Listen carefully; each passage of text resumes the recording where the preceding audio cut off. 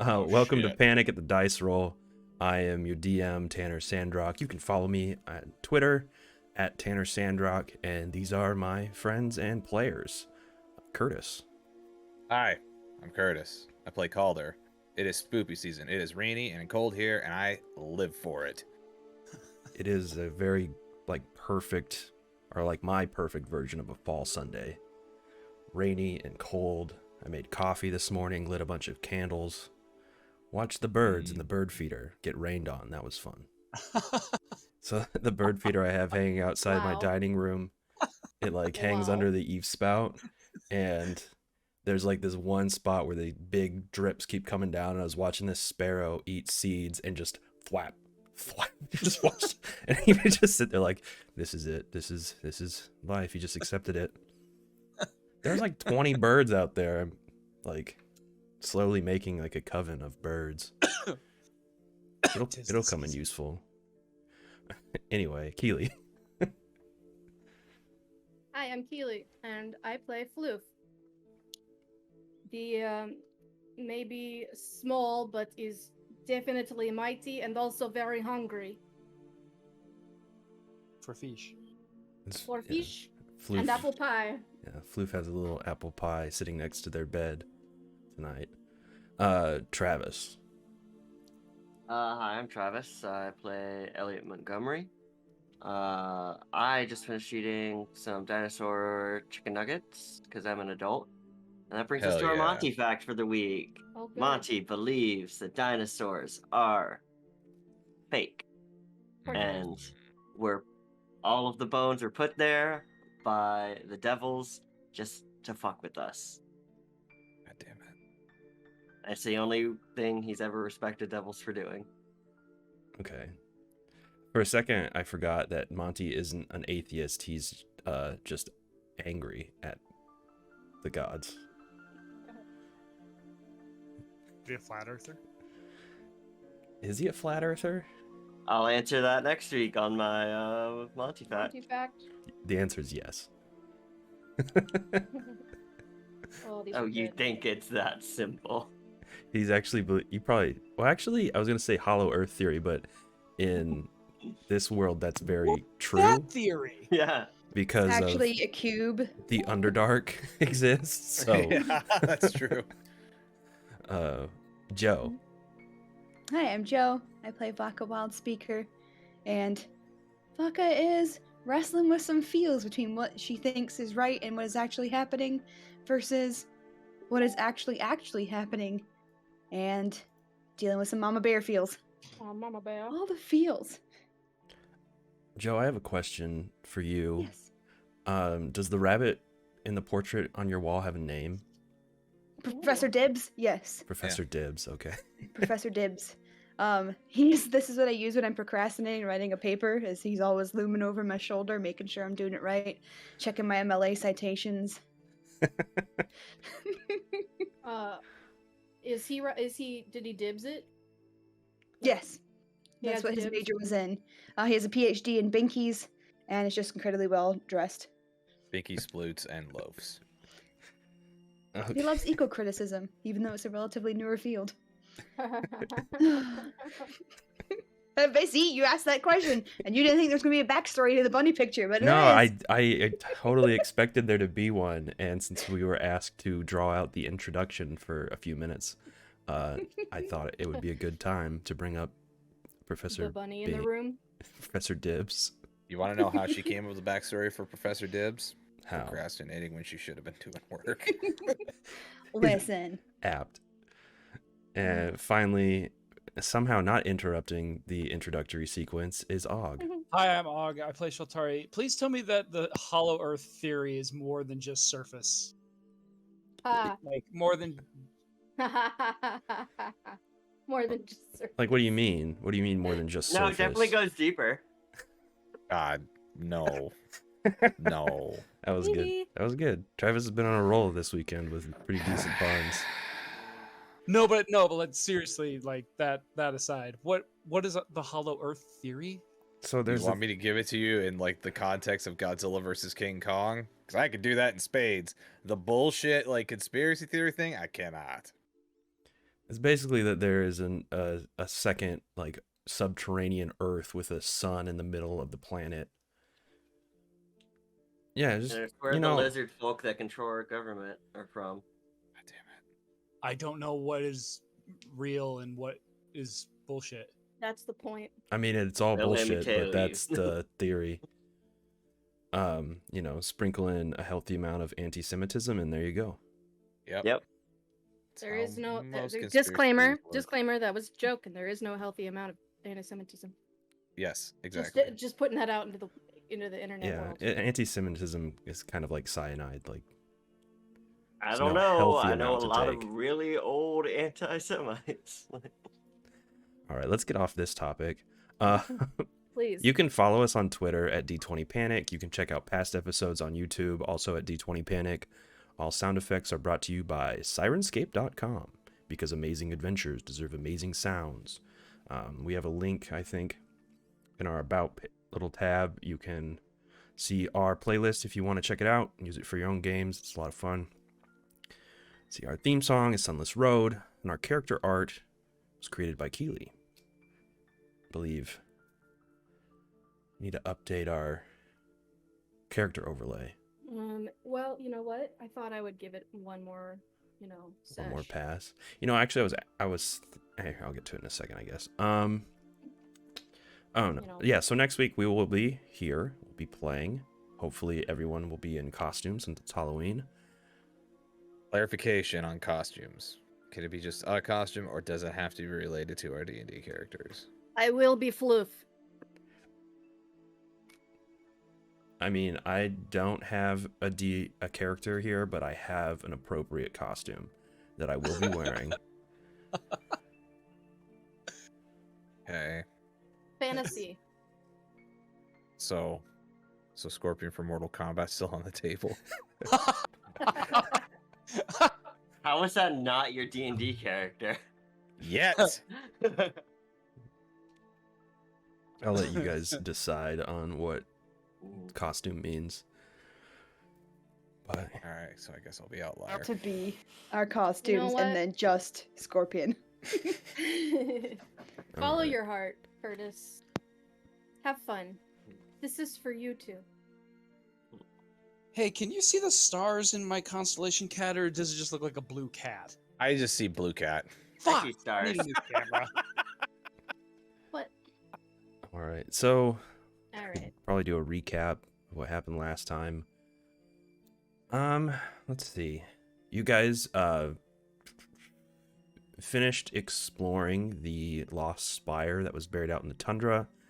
Found out that it was a remnant of the ancient Netherese city that is believed to have been crash landed and buried in the glaciers in the Icewind Dale. You reanimated the simulacrum of the Red Wizard Dazon, and then you fought a couple Netherese spirits who were at the base of the tower. However, upon leaving the spire, it was the full moon, the first full moon that Vaka had seen since accepting the gift of lycanthropy from Omoye. In that first night in the igloo that Omoye had created, Vaka experienced a vision given to her by the Dale. In the vision, she saw various things of note. One was in this weird border ethereal place that she was in. She could see what looked like the Icewind Dale being torn apart at the edges. She also saw the mountains to the south in a stronghold where Duragar were smelting and forging the black ice Chardalyn. And in the darkness, she saw a golden eye open. She also saw the Ice Maid, or the Frost Maiden herself, and her owl-like form, flying her rook across the sky, weaving the rime, which seemed to be freezing the dale in place and trying to hold it together. She also saw from the ragged glacier a giant city emerge and fly across the sky. And she also saw her son sleeping in bed, back in the spine of the world. See, upon waking the next morning, Vaka felt energized and stronger than she'd ever felt before. As you guys got ready to leave, Omie departed back into the tundra and gave Vaka a warning to say that with her new gift, the Dale would try to pull her into the wilderness, but that she has to fight and remember the things that make her part of her community. As you guys are getting ready to head back to Bryn Shander, the formerly fake boy, now real boy, Dazan, turned to ice. Now, once again, fake boy. Seeing that the device used to turn him into a real person had failed, he reverted back to the ice from which the simulacrum was made. You guys left him in the tundra, guarded by his undead bodyguard, and then returned to Bryn Shander, where you guys went to the inn in Bryn Shander, the North Look, where I believe it was round 3, Floof versus Old Bitey. Old Bitey still undefeated. I'll get you next time. Little do you guys realize that the main big bad in this entire story is Old Bitey. Everything else is just like collateral. Floof Always sees it. been. Just fodder. Floof knows. But yeah, so Also, anyway. Calder is middle-aged now as well. Oh yeah. Calder Yeah, got that spooked part. so bad by a ghost that he aged 40 years. Glow up? We shall see. He went from Powder in your hair he and went, give it that gray effect for your costume. Oh God. he definitely went from early 20s, like rugged man to probably like a full-on DILF.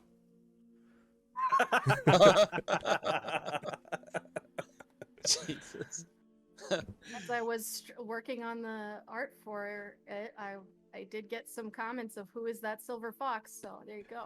It's true. Heard that live last night. So Yeah. So anyway, yeah, you guys are in Bryn Shander.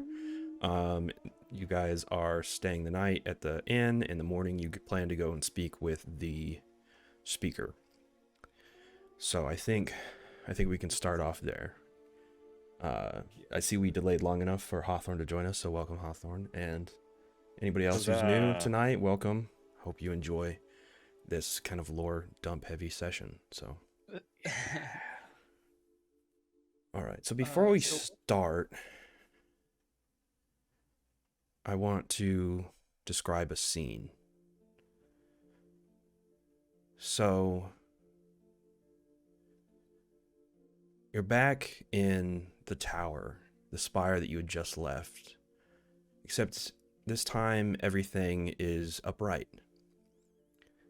And the skeletal remains in that nightgown are alive, fully formed. Pale-skinned man with dark hair pulled back in ornate robes stands in front of the machine, or that device that you had used on Dazan, as you see him turning minor illusions into real life. Standing next to him is some mechanical man handing him different components. And through the window behind him, you can see blue sky The vision kind of focuses on the window before it kind of juts out over what you see is a magnificent city with technology advanced beyond anything you've ever seen. The streets are filled with people walking up and down, little strange flying creatures, kind of mixed and matched components. One of the creatures you see is a rabbit with wings like of a dove, kind of soars past, and you follow it down to where it lands on a table in front of a young woman whose hair is pulled back into braids as she kind of looks over a book filled with arcane script. She reaches down into her pocket and pulls out a handful of treats and puts it on the table in front of this rabbit, who begins to eat it happily. And you feel kind of this thing of peace. But after a moment, there's this loud bang and grinding sound. They look up towards the central tower in the middle of the city and see a large burst of arcane energy as the whole city begins to lurch and shake, and people begin to run in every direction. And suddenly the city begins to fall. And it begins to tilt, and you see the person, that woman who was sitting there before, is flung from their seat into the air. And they try desperately to grab onto anything, to no avail. And the city streets drop from under them. And the next thing they know is they're falling through the sky. And below them they can see the entirety of the Dale.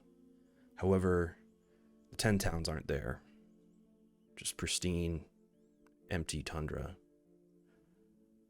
You feel the panic and the fear as this ground approaches quickly,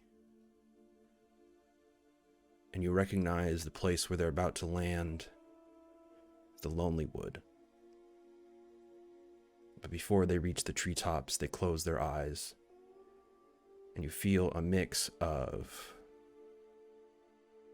fear and panic, sadness, and then, floof, your eyes pop open. You are in the room at the inn, Vaka sleeping soundly next to you, and you can see your rock, paper, scissors club sitting next to the bedside, the quartz that you had reattached to it glowing softly, and sitting in the window, staring to the north above the wooden palisades of Bryn Shander, north towards where the Lonely Wood would be. You see this kind of ghostly figure of the woman that you saw in your dream.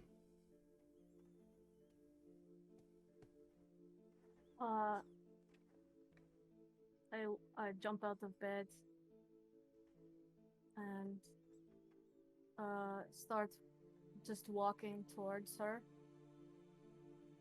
kind of cautiously and sniffing and listening, very alert.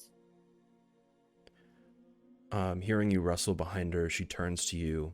Her face, although you've never seen it before, feels familiar. And she just turns to you and says,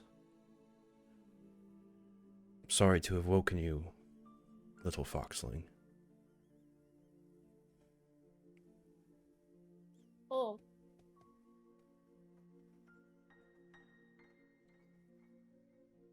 You are loud. Loud.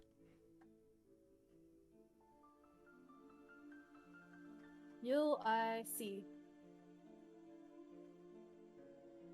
She kind of looks down at herself and says, "I suppose it's true for the first time." Well, Why do you sit here now? The place where we were at, it sparked some memories. I'm sorry if you had to see them too. The falling, Yes, the scary. yes.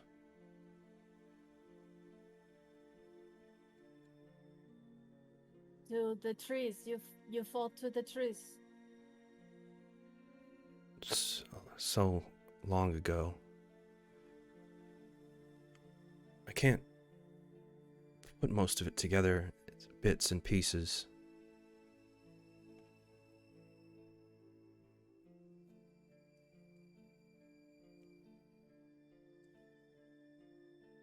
Oh. You are not in here now?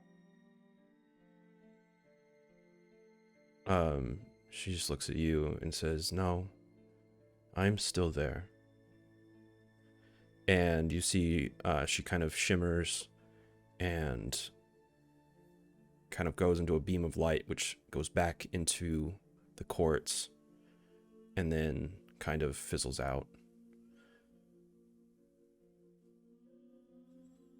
Okay. And I start thinking back to her instead of talking. And I go, it is the same as the ones in the tower that use this rock and you become big and loud again. I think so. There's a power in that stone that allows me to briefly project myself, I think. I haven't Is it- seen that form in 2,000 years. So is that hard to do? Very. Feel tired. Very much so. Okay. It's okay. You rest in here and I will take care of you. Your name is Floof, right? I am Faluf. Says Vaka. And Vaka. Things are gaining clarity. The edges are still foggy. I'm sorry if I scared you. I haven't been myself lately. I am not scared. I only am scared. I am not scared. What name is yours? There's like a long pause.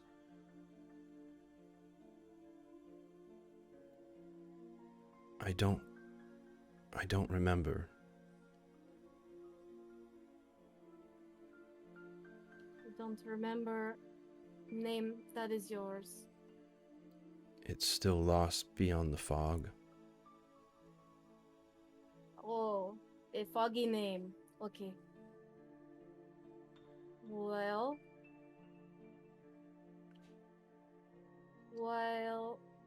do you want this name? Do you want a name? Like, as Vaka gave me name. If you would like to give me a name, I didn't thought about it before. Maybe it's good to have a name. Maybe you'll feel better when you have a name. perhaps. Okay. Well, and Floof thinks very hard for a very long time, in just like silent, concentrated thinking. Well, Floof, I think that you are the whisper in me. So maybe I call you Whisper? I like that. You are Floof, Floof, I am Floof. and I am Whisper. Whisper. And I say it out loud. Whisper. And Floof. Okay, thank you, please. We should get some rest. Yes, okay. You sleep. I also sleep. And in the morning, we will feel better. Always. Okay. Okay. Okay, thank you. And I'm gonna crawl back into bed and curl up into a circle. And it takes a little while for my eyes to get heavy again. So I do just kind of spend some time watching the window and kind of daydreaming about just some abstract of the memories a little bit, and nothing too scary, but just kind of half dreaming about it. And then I finally close my eyes and fall back asleep. Okay. All right. So the rest of the night goes by, and you guys wake in the inn. The North Look. Yeah. You guys know that you have to go speak to the speaker today. And yeah. I do a big yawn and a big stretch. As a floof paw stretch into her ribs. Right into Like, you. like under her chin. Good morning, Floof. And Ravaka will roll onto her side. Good morning. Do I still have that level of exhaustion? No. Okay. Whee. See? I tell you, we feel better. Let's get like I a... said that out loud. Oh, yes, it's so nice to stay in a bed.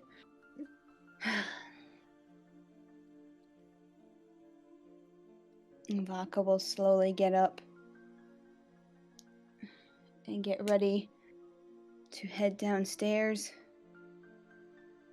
But before she does, she will turn and say to Floof, now remember, you can only have to wait 24 hours, a full day, before you fight the fish again. It's rude to fight in the morning. Rude to fight in the morning. That's right. Why? Because no one will be here to see your glorious victory. So, does not win if nobody see you win? Is a small win. Floof deserves a glorious win. Big win. So everybody knows you are fearsome. I am fearsome.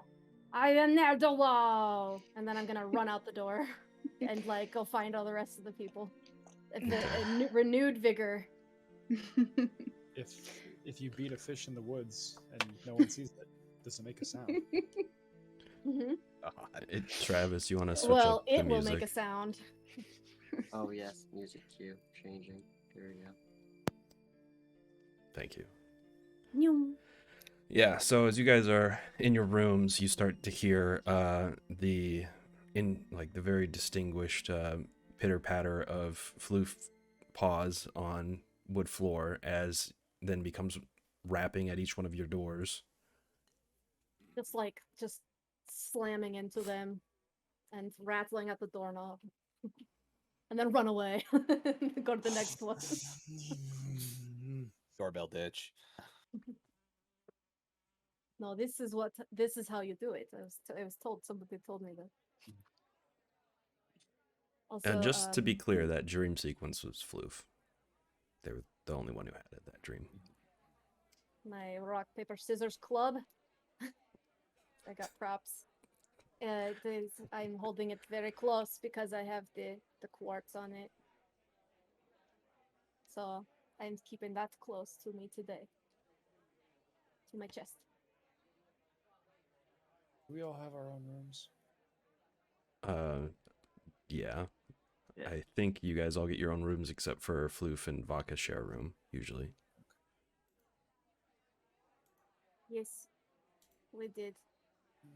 Okay, good morning. Bang, bang, bang, bang, bang. You hear? Wait, if you Yes, bang on my door, yes, I do. you quickly hear the thud of something heavy against it on the other side. Oh, sorry. Is your okay? Okay, and I open the door. Or I try. There's Another boot comes flying. The second boot comes Yep. flying at you. Yep. I duck. No, I only have 2, so. Oh, sorry. The booties are flying. They're haunted. Is Haunted Vodka with boots. you? Spooky boots. Baka! Baka! Sorry, want you. No. And then run out of the room without listening. Sorry.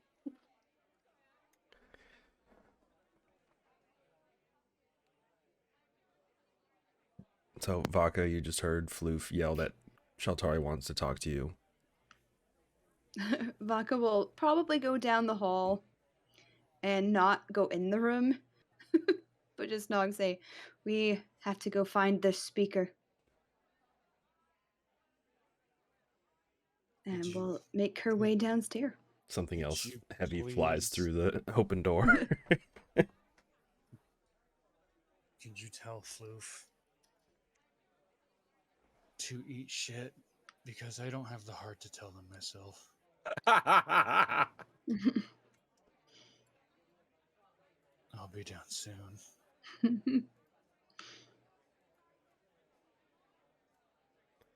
I Right. knock on Monty door. Bang, bang, bang, bang, bang, bang, bang. Monty, good morning.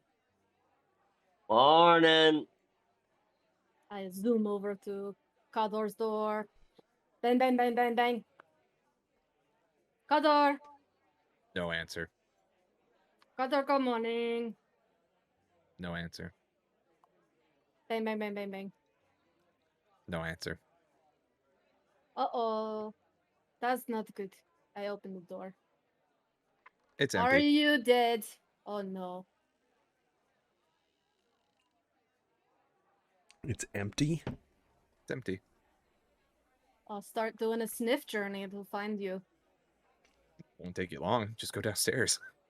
No. Yeah. You pick up Calder's scent pretty easily, and you follow it downstairs. Okay. You had me going there, Jesus. He's a senior citizen. He wakes up at 4:30 now. Oh my Middle God. age, damn it! I am middle aged now by half elf rules. Gotta get the early bird breakfast special, and Jesus. then You kids. brag about how early he woke up for all of you, only to take a nap at 11. And then go to bed at 8. This is not too dissimilar to me now, based on my current job. So, Oh, Kador's in danger, and I run down the stairs, and then I find you just sitting somewhere. yeah, I'm he's just assuming- sitting there smoking a pipe, attaching a crow feather to one of his braids, and then writing in his journal. Kador, I will Mhm. save you. For what?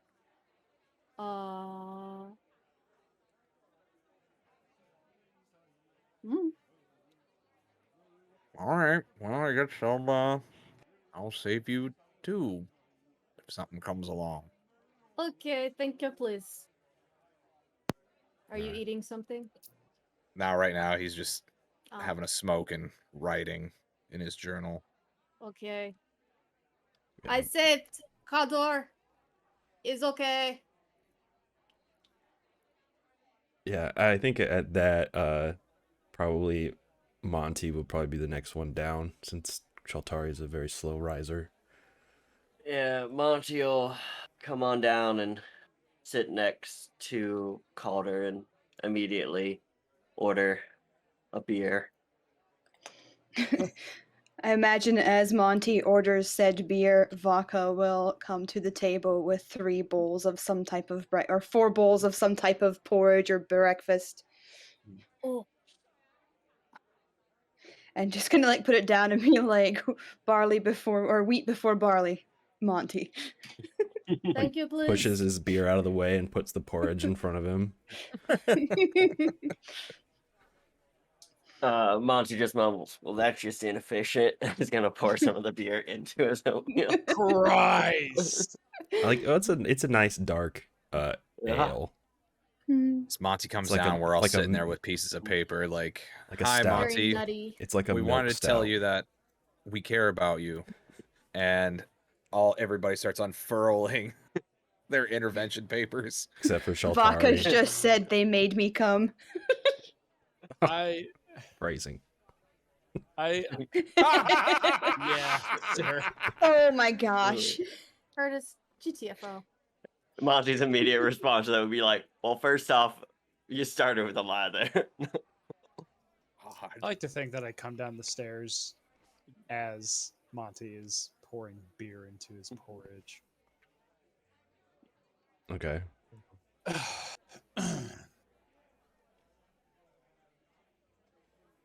I really sleep in that late.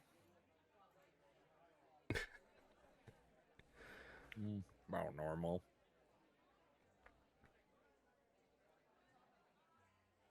Oh, just what? This is just what you eat now, is it? I mean, can't get beer anywhere, and you can't get hot food anywhere. So Oh, take you it while want I can some? get it.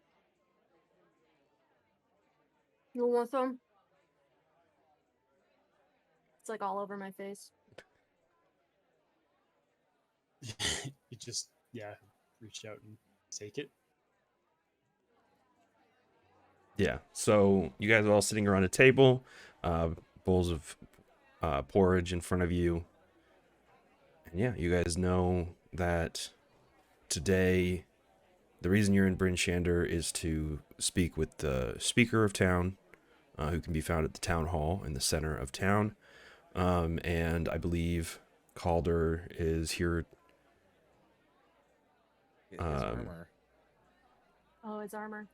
that he commissioned. Mm-hmm. Your armor is in. Is it in? It's in Bryn Shander, yeah. Okay. Yeah. I thought for a second it was in Targos. Yeah, you're right. It's in Bryn Shander. I hope they weren't trying to match the color to your hair. Well, it's Crag Cat, so it's white. Oh, well, there you go. It does match your hair. Yeah. So That his overcoat is dark brown, so a hodgepodge of animals. But yeah, so I guess that would probably be. I don't know. You guys are eating Yeah, breakfast, yeah, so yeah. Yeah. Okay, we go. Just No, we don't go. I We have- not go. We stay. we eat for. We just finish. Give Mr. Shaltari a few minutes to kind of get the spiders out of his head. Okay, 2 minutes. Knowing that Floof doesn't understand what that means, I'm not gonna argue about it. I mean it's kind of pointless to try to tell Floof what time is. Yeah, right. Something that I kind of thought about last night as we all retired for the evening. I can't get what Nildar said before fate took him. Does that make sense to anybody else? The whole dragon's wings thing. What? Are dragons a comment? Like, is dragon a concept up here? I mean, It's a concept everywhere. Yeah. like, Okay, is there yeah. like a prominent one that one that Um, you know of? Or There's legend of an ancient white dragon who flies around. okay, I mean, not so much legend; it's true. Like people know he's Yeah. out there. They does it go by a exist. name? It is a fact. They Or would do. I know that it goes by a name? You would. Okay. It's I don't know where it's in my notes. Right before. Luckily, like it starts. or It starts. Frostfang Nope. or- Yeah, nope. It starts with an A. The bartender Before we finish, worshipped. It is. I'm gonna butcher this name. I just know it. Do it. Ar the substitute teacher of Vatrace. dragons. Arvatrace. I think. Type it out. Arbitrace? Huh? Arbitrace? Arvatrace. Yeah. Here. I'm Spell it. just gonna show you the handout of it since you guys wouldn't know. Sure. Yeah, that makes sense. Handouts are nice. I He love a said- good handout. He said Or that your lore doom in the lore book. soars That pop on up for you guys? dragons' wings. No. Oh. Gosh dang it. Roll 20. Gotta be complicated. So down Second question: did Vaka didn't go into any detail about her spirit vision? there. Oh, my during- chat thing's did not she? even up here. I gotta reload the page. No. She'll probably Beep, want to beep, talk beep, about beep, it beep. again because things are starting to click. In my player brain, but also in Valka's brain as well. Of trying to understand what has been going on. Okay. Right, but we Let's don't see know if this it's works not now. quite yet. Nope, not that one. Here we go. Oh, that one. That one. Yes. Arveturas. Yes. Arbitrus. Yeah. Arveaturas. Yeah, whatever you guys are saying. Arvi. RV. Mm-hmm. This is the legendary ancient white dragon that roams Icewind Dale. Arveaturus. Aveatrus. I looked it up. I looked it up. I have a Apparently. pronunciation guide somewhere buried in my notes, but I didn't want to take the time to find RV it. the dragon. Yep, I love it. RV. He has the seat. Oh God. Singular seat. Yes, known to the 10 towns as the White Worm, Arvitras is an ancient white dragon that layers atop the Ragged Glacier.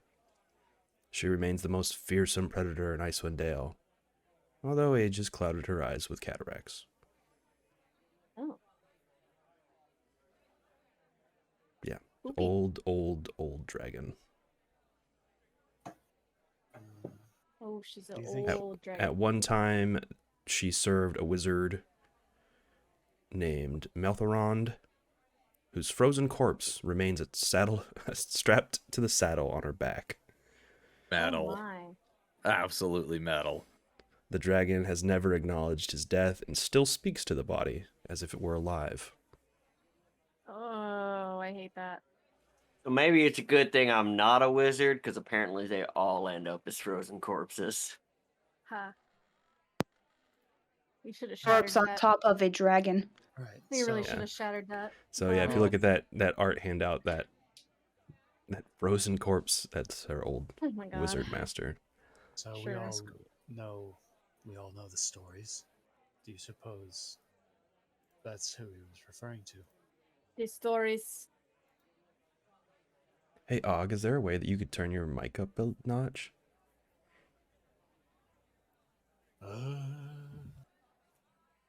Can try. You might want to turn him up. I have him turned all the way up. Oh. Shaltari, Just be louder. I changed some Have more stuff chutzpah. because I thought I was too loud. I thought You've I was- never been too loud. Never been too No. loud. Why- Yeah. Why is my sensitivity so low then? Fuck. Hold on. Continue. Hold, please. Technical difficulties. Shaltari begins to choke on a spoonful of porridge. Oh, and Floof just starts patting him on the back. This Just is how we helpful. solve things in the lonely woods. Force. This. Yes, it's a I can only think of the theater Start one. choking. I kind of just like Carpenter grasp. focused. I What's grasp for the rest of Monty's beer. Monty slides it Stabs a fork away. into it. Okay. All right. Oh dear. Oh, it's fine. It's fine. I don't need air. Excuse me. I'll be right back. Oh, he's left. Okay, guys, what's the plan? What are we gonna do? I'm gonna take a potty break. Well, I God think damn it. our Get more secret water. plan is Mhm. Yes, the secret plan. He says from across the hall. So we're gonna go back, she and walks right by. we are gonna kill the ice dude, so that he can't come back to fuck us over later, right? Nope, nope. We Okay. we we leave There him is to the fuck us over. plan. Floof will handle everything. I beg. Oh no! Which is that? no. My rock fell off in my rock paper scissors glove. No. Oh no! I am back. There. Sorry. I And was then turning. Joe ran away for a potty break. That's Yeah, fine. you- I was turning the heat off because I can hear it in my mic. Oh. Oh, I should do that too with the. But anyway, Wait, yeah. And now I'm cold. what if I Put a jacket on. You wear a jacket. Oh, here we go. Rear. What if I do this? I did it. Is that any better? Yeah, you it's a do? little better. Did that change anything? You sound the same to me, but I never knew there was a problem. So what do I know? How I mean, I long can did hear you. It's just like your audio is registering really low, and so I don't know. Can chat? Can you guys hear Shaltari all right? Hello? Yeah, chat says you're very quiet. Hello? Fuck. Here, I can see if I can fix it on mine. I'll raise my volume and then lower everybody else's. Technical difficulties. I'm working AGAN. I'm working Alright. on a new mic. I'm trying. All guards are ne'er-do-wells. All guards are ne'er-do-wells. Yeah. Someday Alright. we'll have a new microphone for him. Now give us a test there, Og. Test. Fuck. Die. Leave me alone. Wow. I think that's a little bit better. Is that what you said when you threw the boot at Floof? Yeah, but apparently I was so quiet you didn't hear it anyway, so it's fine. I heard it. I have good ears. Oh no. Okay. Good Floof ears. Okay. I think that All the cursing. will work, and I can Okay. try to adjust it more over break. I'll toy around with it sometime. Okay, anyway, yeah, you guys were sitting around the table and you were talking about the legend of RV, the white dragon. Sure. So you thinking the Dwerger have teamed up with that thing? I mean, that seems like what they were bragging about.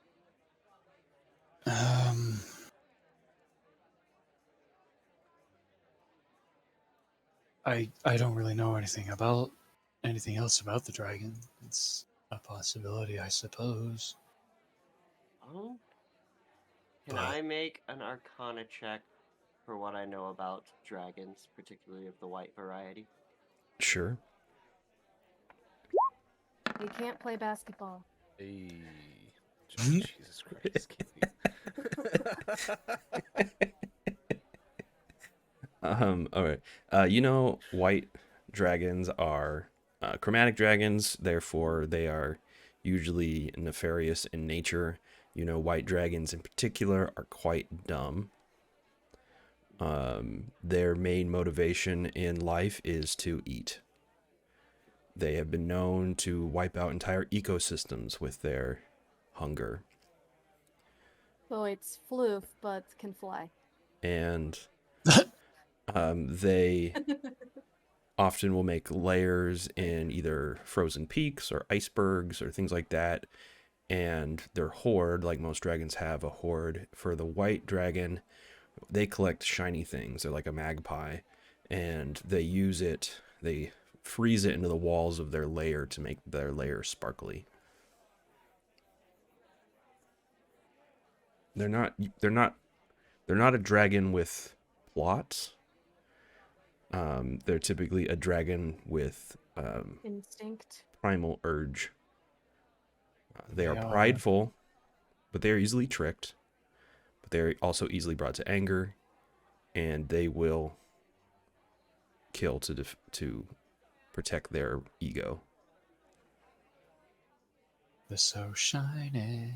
So, in my wizardly expertise, White Dragon could be conned pretty easily into it.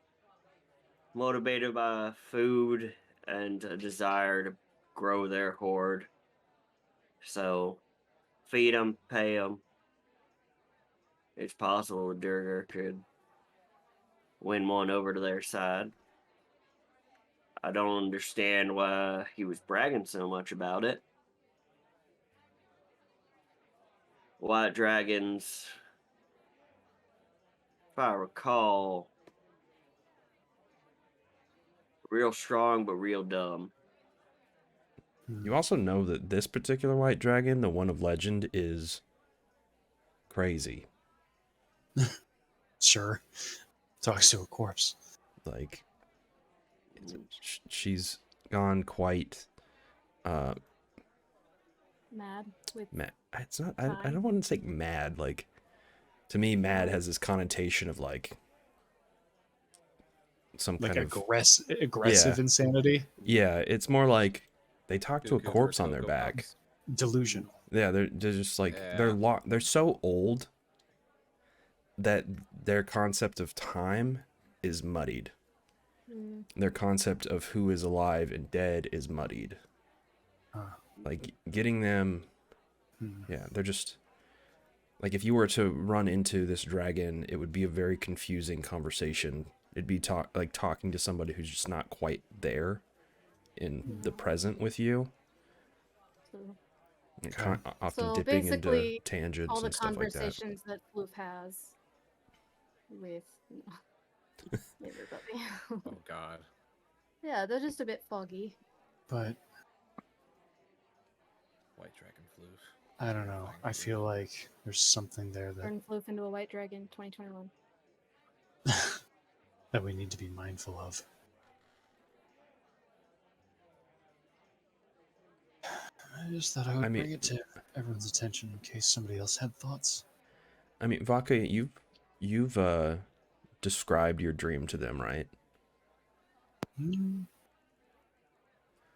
when we were in the tower. Yeah, you basically told them everything that you saw, Okay. right? Mhm. So, That the realm itself is suffering. Oh, that's right. That's right.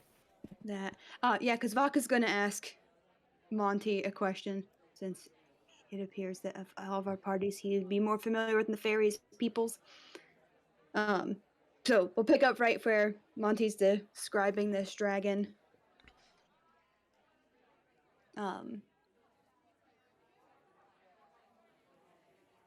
And it showed us state again that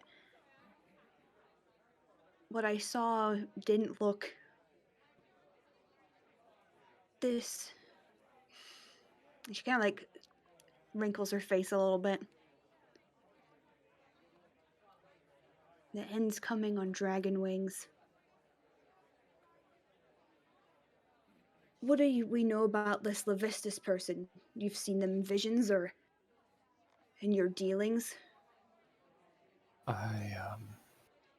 Is he of the winged variety of people or not in people? No, he's just a big fucking ice cube. I don't think that's what I saw. But then again, the only time that I've seen him, I was on the verge of death. I didn't even know what I was seeing at the time. And he's made deals and trickery. Could be the very person to even swindle a dragon, need be. Or and like Vodka would like kind of bump the table a little bit and lean back in her chair. Like, it seems to me like you're trying to find one big mastermind behind this whole thing. And if you want my insight here, it's just like back at Baldur's Gate, where there's 5 families fighting for their own comeuppance.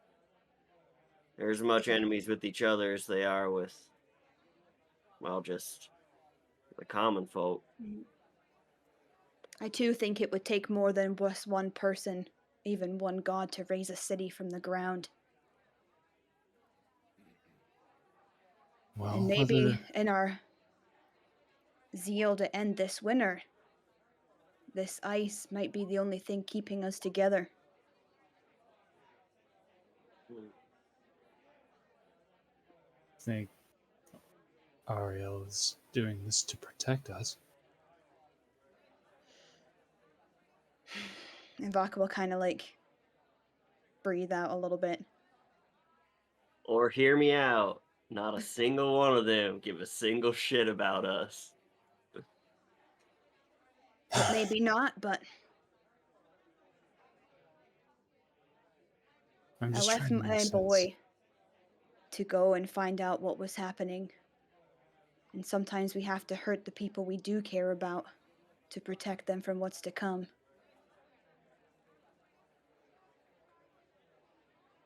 Oh. Maybe she doesn't care. Maybe this is all about territory. Or maybe, just maybe, the thing that's slowly killing us is the only thing protecting us too. Huh. Hiln once told me that you need to solve the smaller part of the puzzle before you solve the whole. Do you think it's possible the Durgar mining the Chardolin as a bribe or some sort of payment to the dragon? I think whatever they're doing with the Chardolin needs to be stopped. Sooner rather than later. We saw how that twists people or can make them do terrible things. It shouldn't be in anyone's hand, let alone those creatures of the Underdark.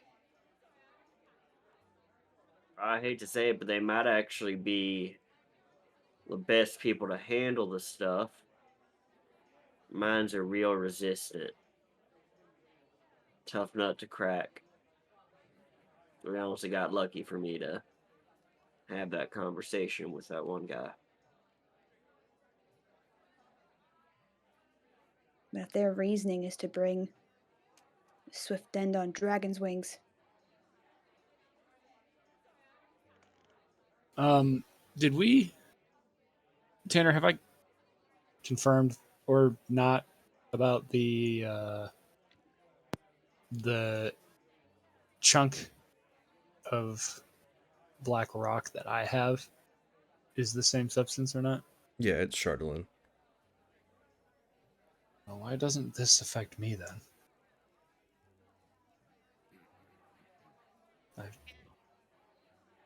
Huh? So you try lick it. Lick Maybe it. you've reached your quotient of demonic taint upon your soul.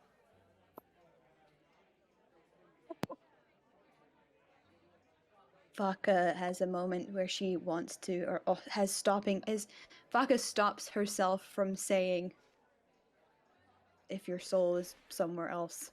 Like, You yes, don't maybe have that's why. to. I think I've explained this before about Chardolin. It's not inherently good or bad, it it magnifies acts as the a person. sponge. So if it's Right. around Oh, corrupting material, it opposite. will easily become corrupted and then Yeah. radiate corruption.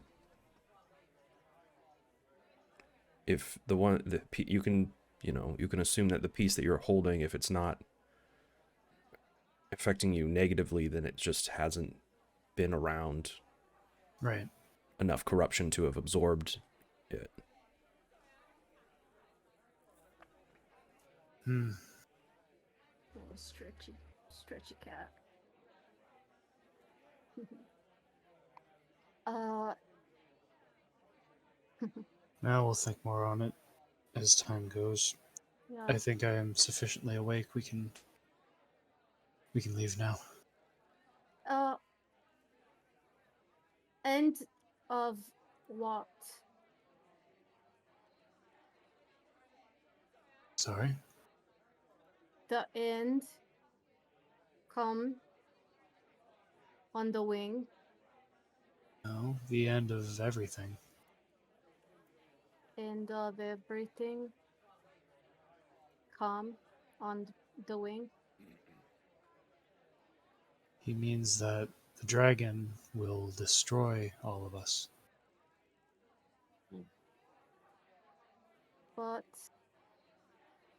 what is end of it? Stuff.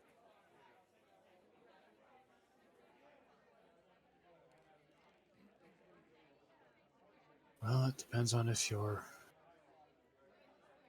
soul is in the bottom of a river or not. I'm not sure. What? He throws a coin on the table Ooh, and just leaves the change and I pick it up. and starts packing up. I pick up the coin. That's not for you, Floof. Oh, okay. Sorry. I put it back. What I meant Rubs your was ears. that's payment for our food. Oh. Well, Okay, that's we a whole go. lot pricier than what you give me just to view my brain. So, who wants to go talk to the boss man of this city? Okay. I will climb onto your shoulders. Right. Duvessa, was it? Duvessa Shane is the Yeah. name of the speaker. Kind of on our way out, I'll kind of just slide up to the bar and ask if they would know where Duvessa might be this time of day.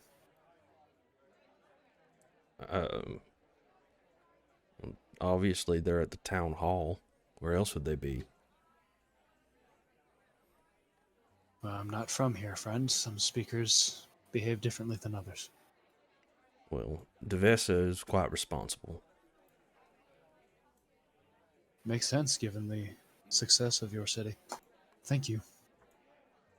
They lack sense of humor, but they get the job done.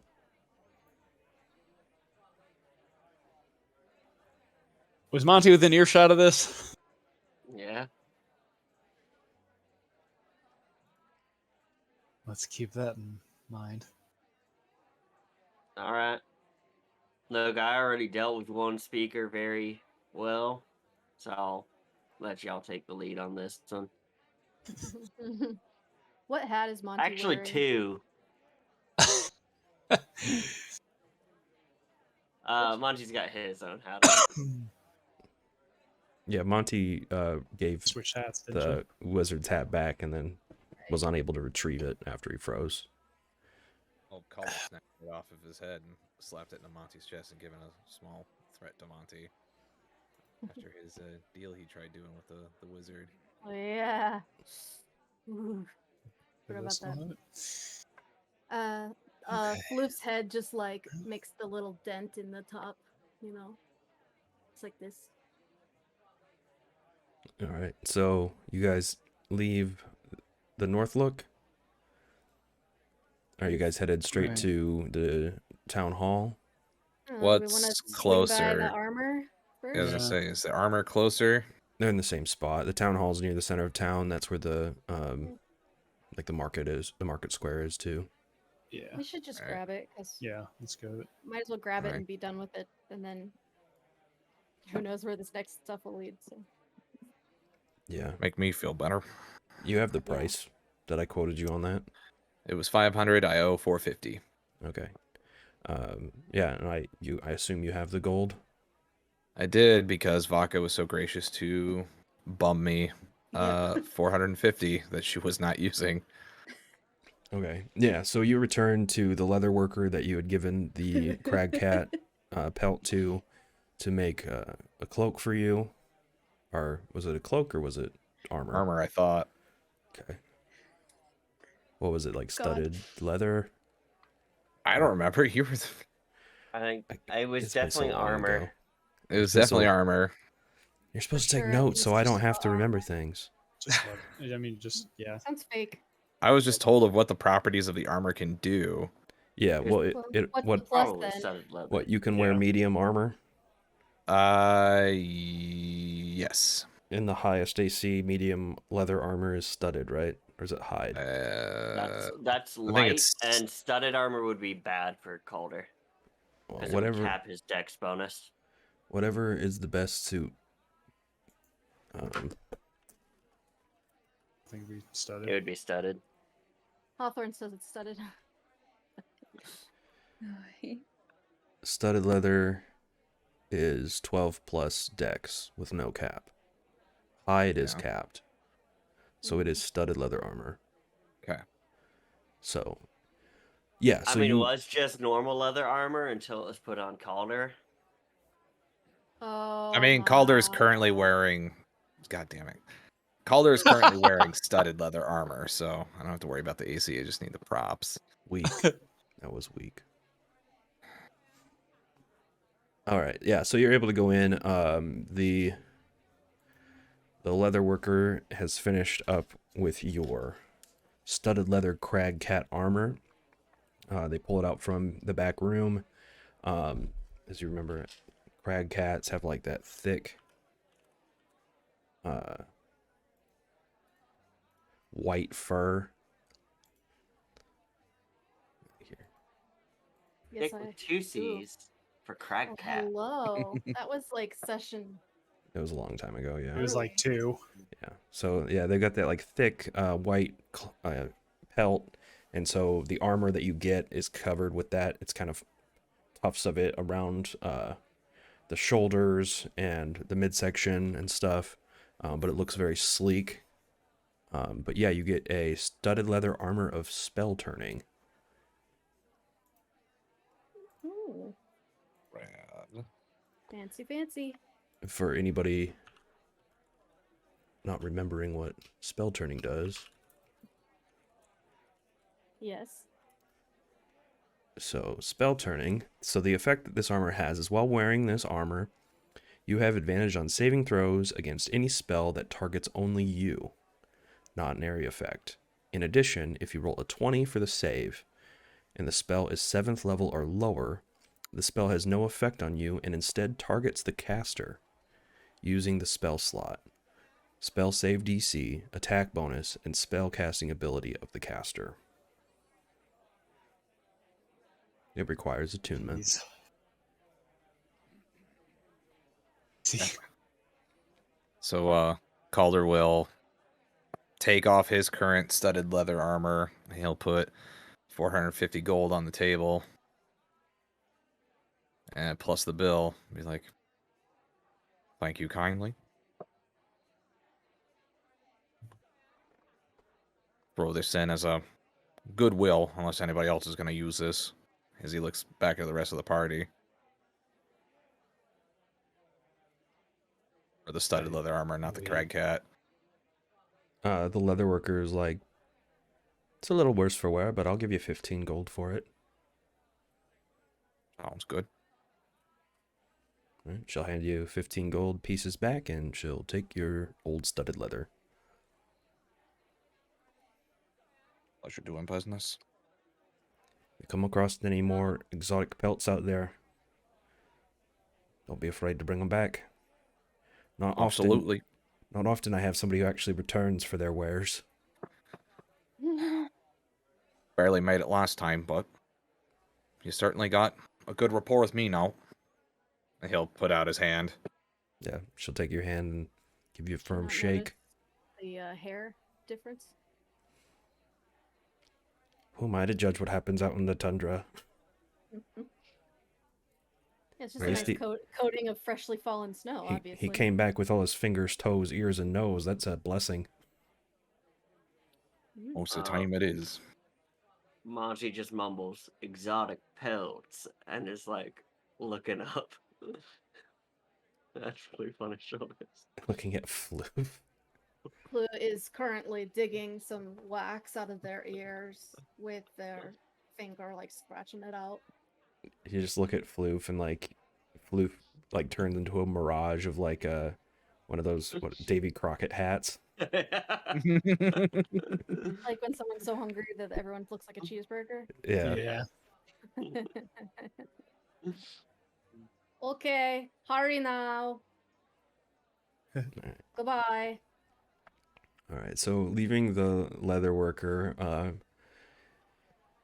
Calder in his new armor, you guys head to the town hall. The town hall. Let's see. I don't know if they gave a description of the hall.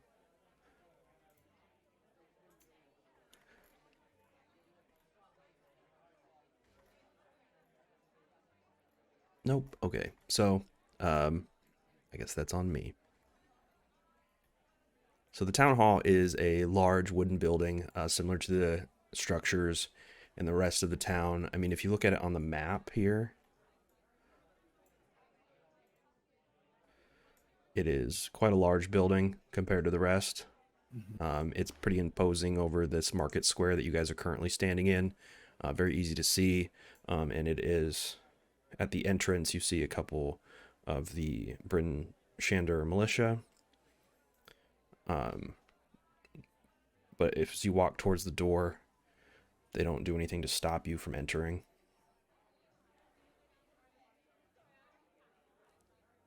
How are you now? Hurry now. Good and you. Oh, not so Hello, I am Faloof. Just kind of nod their head at you. As you guys walk inside through these large wooden doors, you come into kind of a reception area.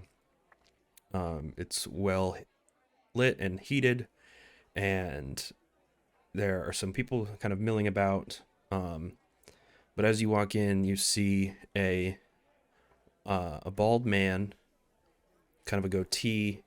He's wearing the Bryn Shander blue as kind of a shirt, and he's got what looks like leather armor with a white kind of fluff fur collar.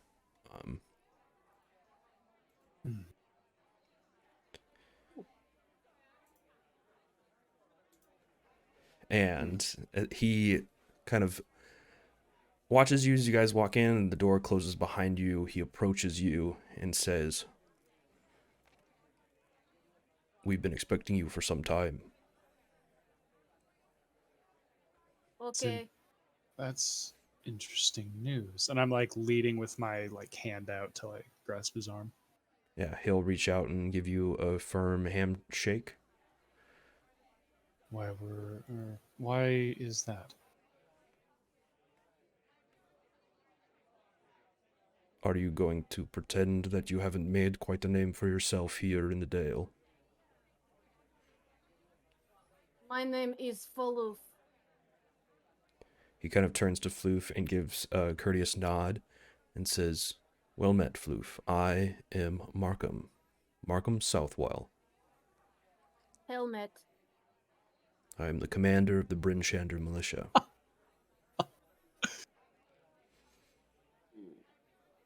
Oh, He kind of turns Okay. back to Shaltari and says, the amount of things that a lot of you have done in the past month been quite remarkable. It would be a lapse of one's duties to not know who you are.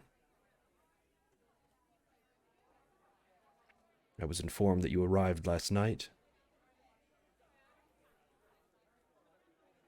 Kind of looking around at everyone, like, You're just getting like a cautious glance from Calder underneath the mask, like, fuck? I assume everything you've heard about us has been nothing but praise.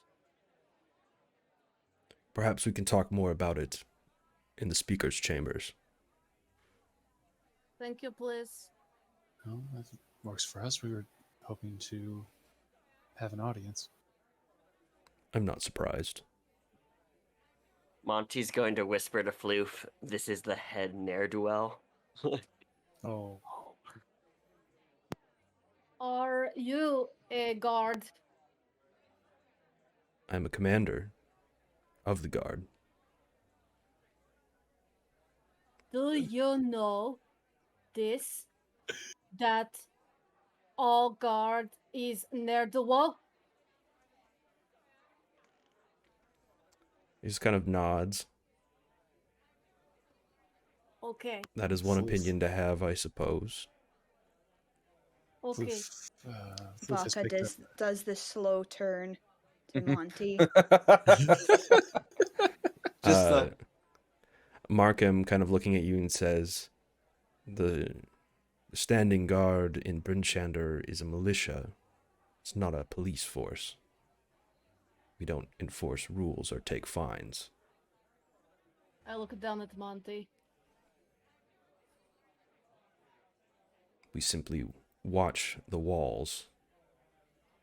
And it's largely volunteer as well.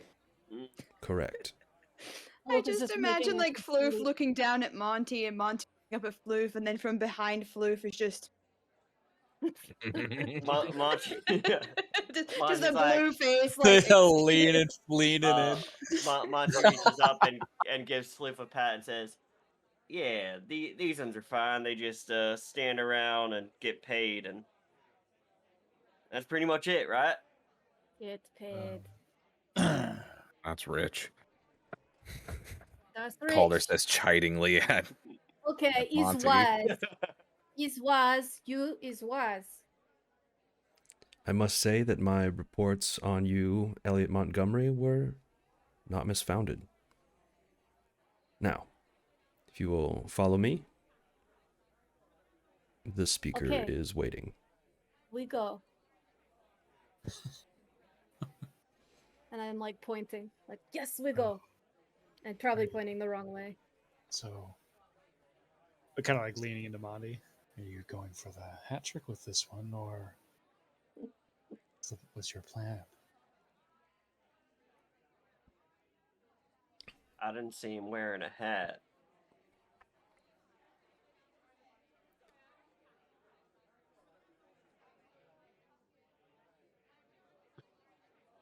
Let's just try not to piss off the biggest town in the Dale, shall we? Well, now you've already pissed off the second. Yeah, I know. We can never go back. East Haven is the bar that we all threw up in collectively, and our faces are on the walls. I just looked down at the time. It's almost 6 o'clock. I think before we get into this long kind of conversation with the speaker, just so we don't have to take a break in the middle of it, Oh, sure. we should probably take our break now. Yes, Yeah. okay. Does that sound good for everyone? All Who right. says there's going to be conversing? Yes, I'm going to have another tiny pie. I take out my weapon. Jesus Wow. Christ, no. All right, guy. Just, what was that meme? Grab drink a 7-Up, eat a moon pie. Eat a moon Stop pie. murdering people. Stop murdering. Stop murdering. The Alrighty. official TikTok account of Moon Pie made a video about that. It was Awesome. it Bring was it to the a studio. marketing intern pitching a commercial idea. Like the CEO is just like, what? My That's respect amazing. for moon pies shot through the roof. They should collab with 7-Up, or what? Was it 7-Up? I don't remember. Yeah, it was Yeah, it 7 was Up. 7 Drink Up. a Yeah, 7 Up. drink Eat a a moon 7 Up. pie. Stop murdering people. So Just anyway, chill. yeah, you walk into the speaker's office, and there's like a platter of 7-Ups and a stack of moon pies. Okay, anyway, we'll be back. I put my weapon away. We'll be Damn it, back in. this is only around when Calder is going through his, the troubles. All right, everybody, like chill out. We'll Eat a be moon back. pie. We'll be back in Oh. 20 minutes. Hopefully everyone lives. Okay, see you in a bit.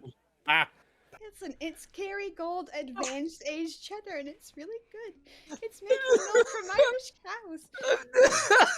I've never heard anybody cackle about cheese. It's really good cheese. It is really good cheese. Yeah, I know. Welcome back. So, bad news, guys. In this house, we only have Dr. Pepper and Swiss cake rolls.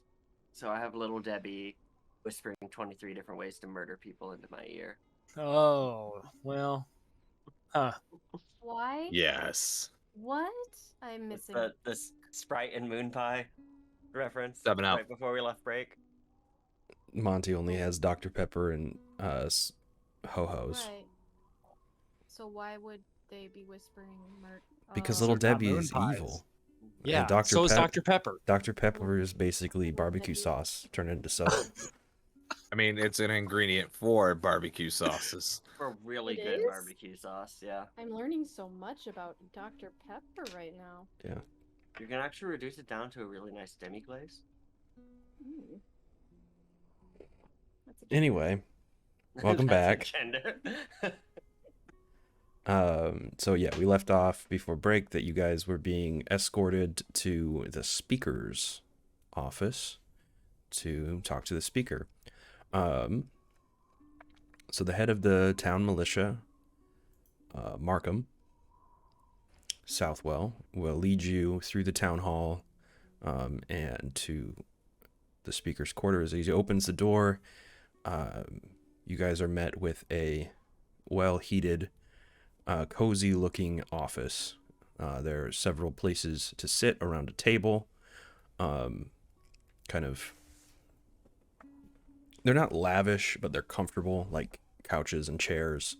And there's a fire that is burning in the fireplace. And sitting behind the desk, you see the speaker, Duvessa Shane.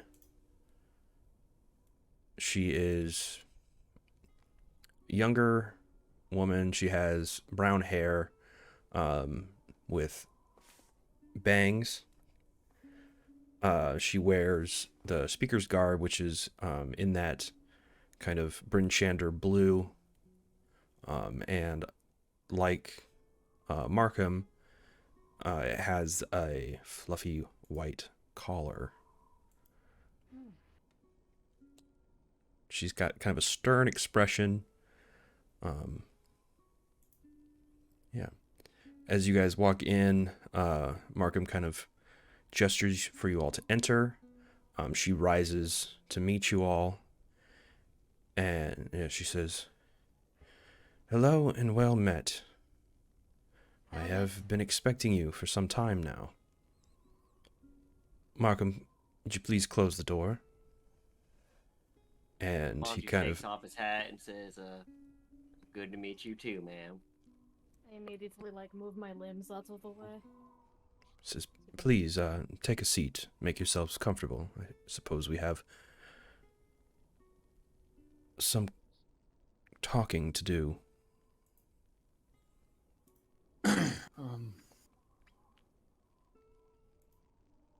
Possibly more than we were anticipating. Would you like to go first? Yeah, do you guys come in and sit down? Yeah. But, Yeah, I since would, yeah. Monty's hat is now off his head, my chin ends up on his head instead of on the hat. Okay. And Monty goes to put the hat back on and puts it on Floop's head. Yes. Yeah, she kind of walks out from behind her desk and she says, "As you are probably aware, my name is Devessa Shane. I am the speaker here at Bryn Shander and the head of the Council of Speakers for the 10 Towns." Hello, Very I nice to am meet you. aloof.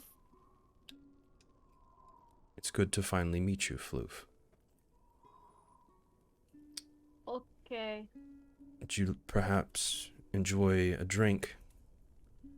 We have many options.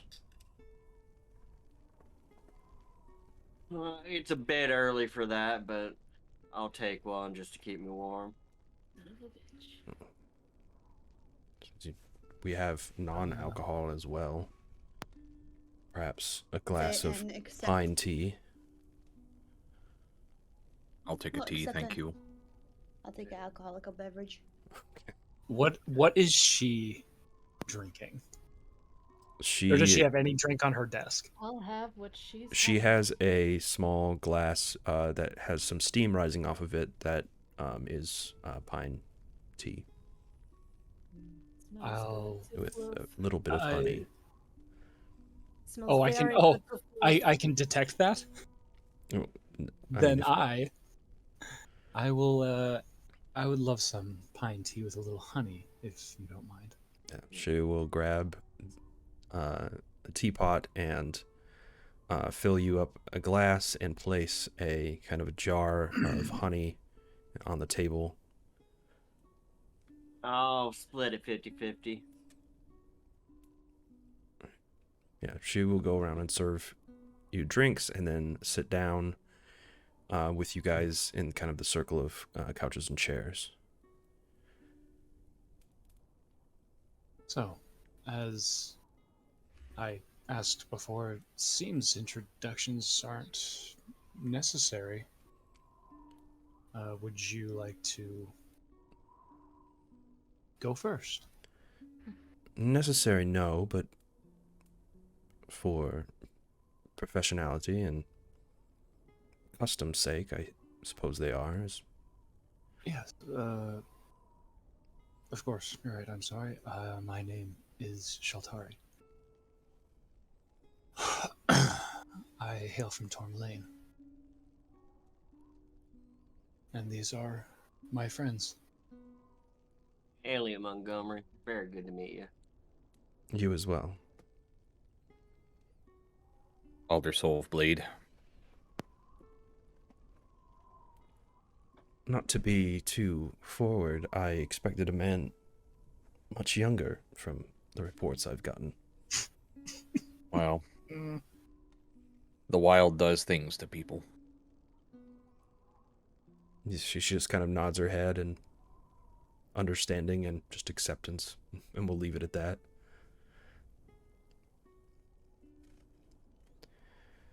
And of course, this is Wild Speaker Vaka.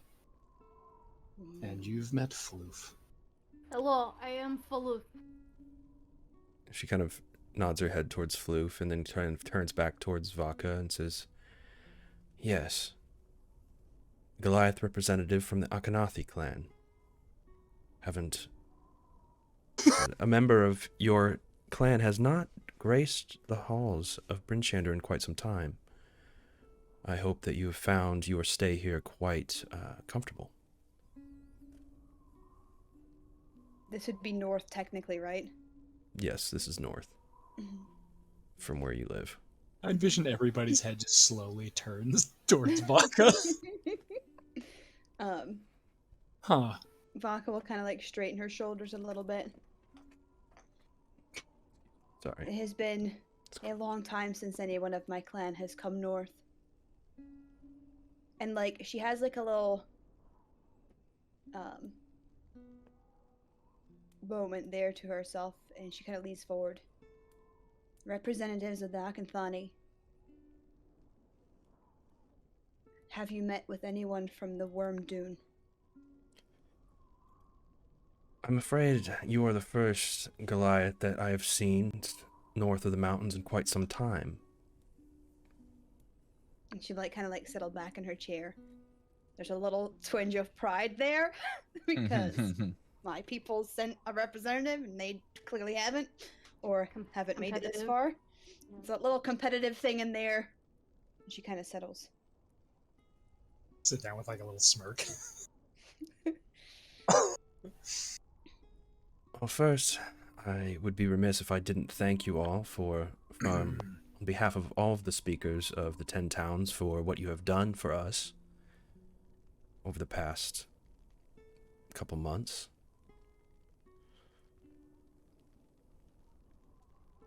Yes. Okay. Our, Thank you, please. It's like, our pleasure. judging by the look on your face, Shaltari, you seem surprised.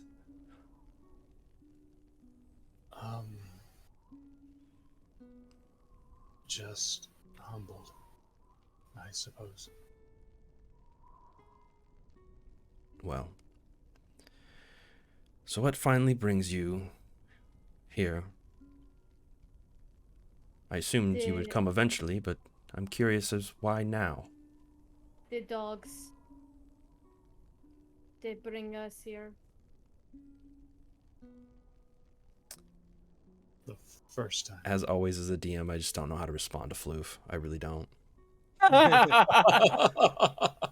The first time we were in your city, we were led here by one of your citizens' sled dogs.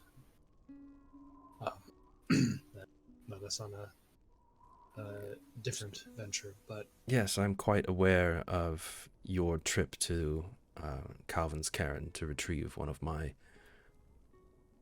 citizens.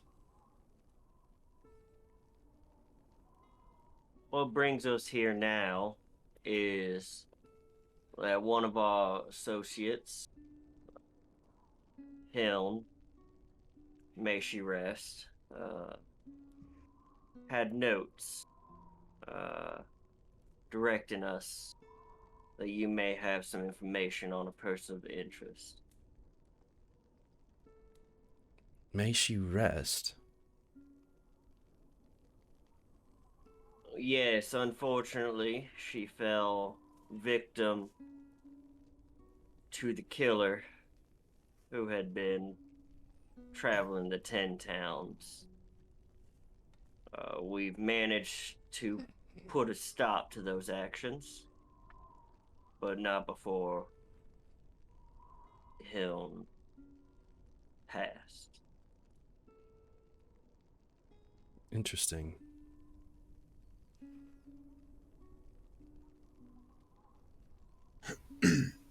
You may not be aware, but Hiln was a member of the Harpers and had been gathering information on ways to end this long winter we have found ourselves in. We've pursued a few other leads already, and I've only met temporary success in that endeavor.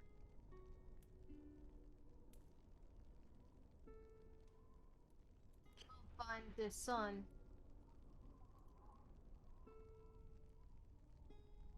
And which of Hiln's leads brings you here then? Monty will flip out the notebook of hers. a member. Yeah, while you're doing that, a member of the Arcane Brotherhood, we've been told, is being held at Revel's End, and that you knew more information. It's possible that I do.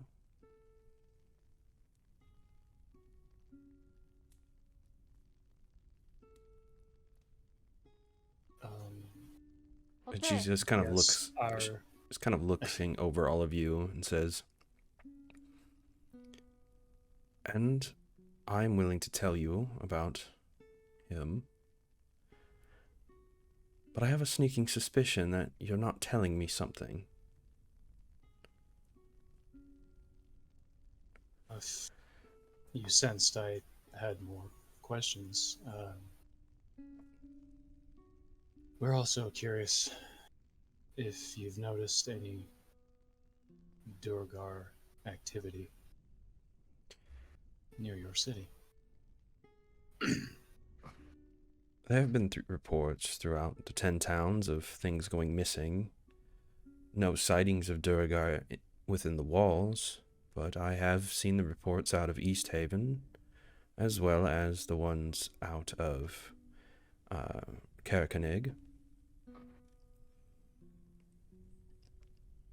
I was hoping that you might be able to tell me more about these Duragar. The Dugar, they can get very big, and you can smell them when they hide, and they are coming to all the places. Vaca says so. Baka will kind of nod and look over the speaker. We have encountered the Duragar in more than one location. They do have the ability to be temporarily invisible and to change their size. I might suggest giving whoever's in charge of snow removal some time off and having your guard look for footprints that don't have a typical source. I mean, no offense when I say this, but I am well aware of what Duragar are and what capabilities they do possess. I was more interested in why they're here. That's maybe our way of saying that we don't know much, but your reports seem to have vast reach and appear very accurate. We're hoping that you could tell us more, or at least tell us what you know, and perhaps we could help you. I know that they are in the 10 towns. I know that they have been stealing or acquiring vast amounts of Chardelin. Beyond that, I do not know. Insight check. Roll insight.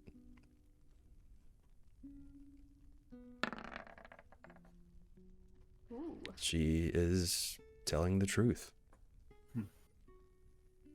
The Dugar want to find the end or the death with wings. And I'm like looking around at everybody else to see, like, that's right, isn't it? We did receive a threat from one of their leaders. Prince. Prince, yeah.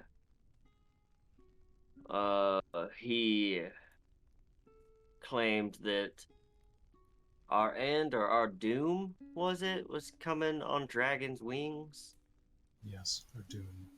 We theorize that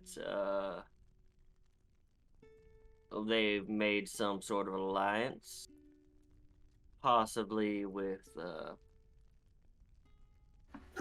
old Arby.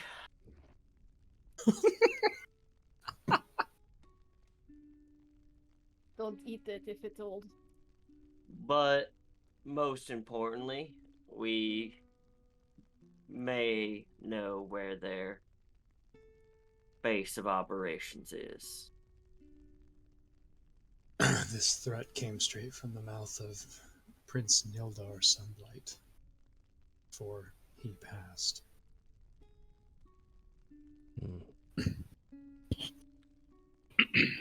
So I suppose from the mouth of a prince it bears some truth, and perhaps some teeth.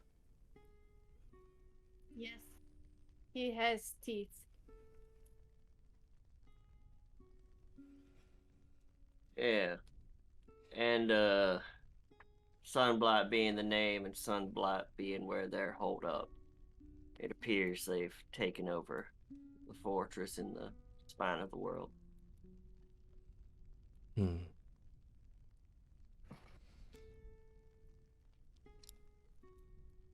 Yeah, as you We say, intend to stop them.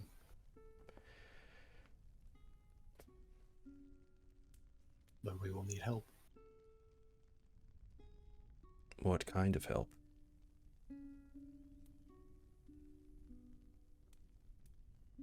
Kind of just like look around at the room, I guess. Like, your faith in us is possibly appreciated, but I don't think the five of us are going to be able to stop a Durgar invasion of the Dale.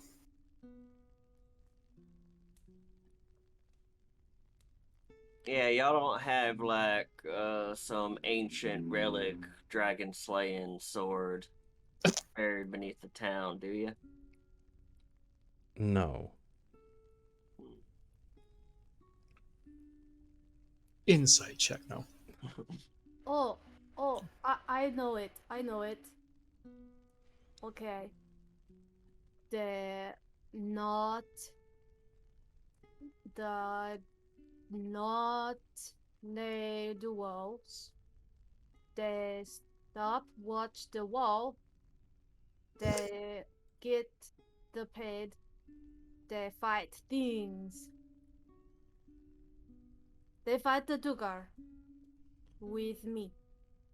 You suggest that I muster what soldiers I can, march them into the spine of the world to assault a fully fortified and armed Duragar fortress. Not- No. Yes. No. Maybe okay. Yes. That's exactly right. No, not by ourselves. Yes, with the mustered forces of all of the 10 town. And maybe with a little outreach to the dwarves of Clan Battlehammer. When you mention the dwarves, Baka nods her head. You've heard where we have been traveling, what we've been doing. We cannot let this go unchecked. Whatever they're preparing for, we need to stop, and we cannot do it alone.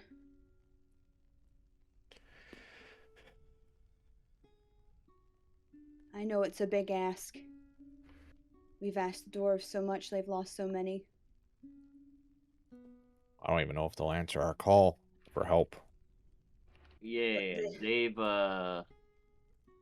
last we heard they've retreated into their bastions of safety. But the bit Dale of is suffering. a The Dale is being torn apart. And there's going to be nowhere that man or dwarf or Goliath can hide if these Duragar get the Charlatan out of the deep.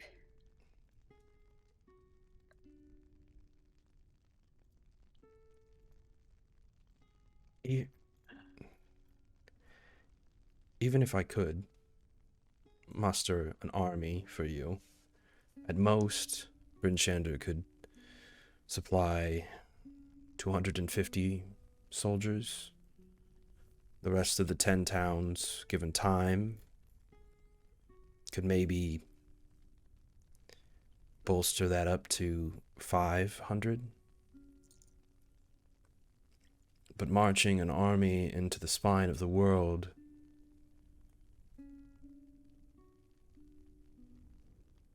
I believe you'd end up with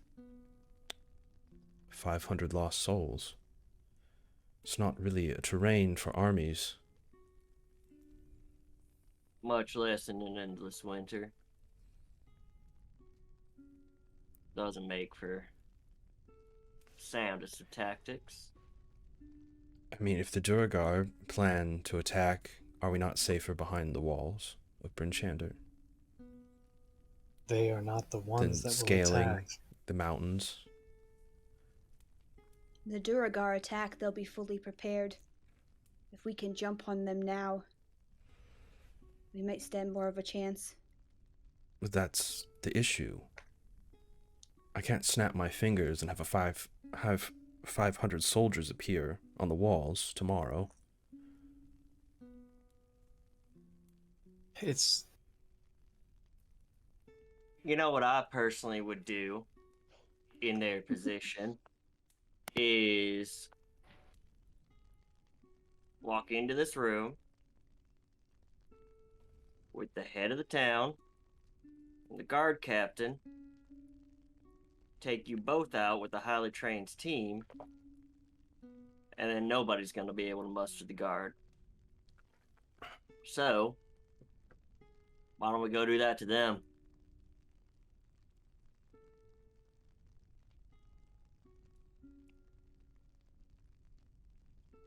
And no walls. It would be quicker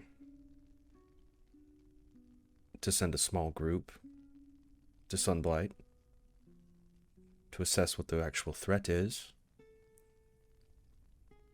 and to take out this Mad King.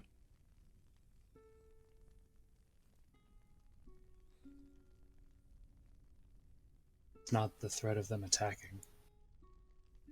They won't attack. All they're doing is gathering resources For what?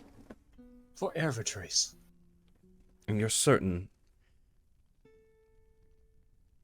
that the ancient white dragon of the glacier is the one that they've recruited? The one What who other speaks to a dragon? corpse on its back. What other dragon do you think they would be appeasing? Avatris has gone mad with time, can barely see, has zero concept of what decade they're in, and every time that they have attacked the 10 towns, we've repelled them. I don't fear Avatris. Perhaps another one that none of us know. Yeah, to be fair, who knows what they brought up from down below. I look down at the floor. The last words that Prince of Sunlight told me was, "Death comes on dragon's wings." It's an interesting threat, poetic. Quite. But Do you could be know- literal as well. Do you know of any other dragons in the Dale? I do not. Do you have... But I have a hard time believing that a group of Duergar have convinced an ancient white dragon to do their bidding, especially one of such diminished thought. You have archives, perhaps, of historical records, knowledge, somewhere that we can find more information on other dragons in the land, or legends of them. There's no library in the Dale.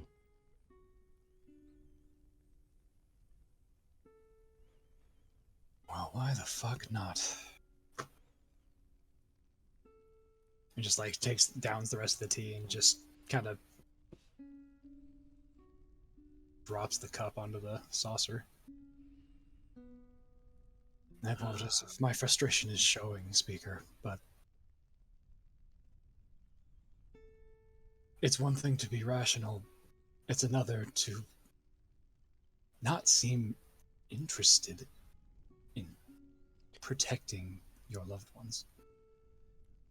I must apologize if you mistake my demeanor for not being interested. In fact, I'm quite interested.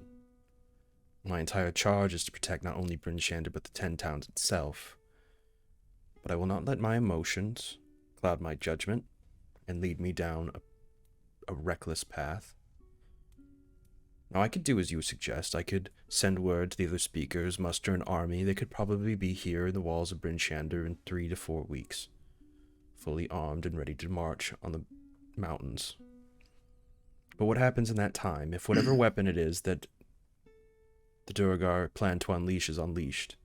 And if we're given enough time, what if we do march on the mountains and we're caught in a blizzard, an avalanche, repelled by heavy crossbow fire from arrow slits in a fortress built into the side of a mountain?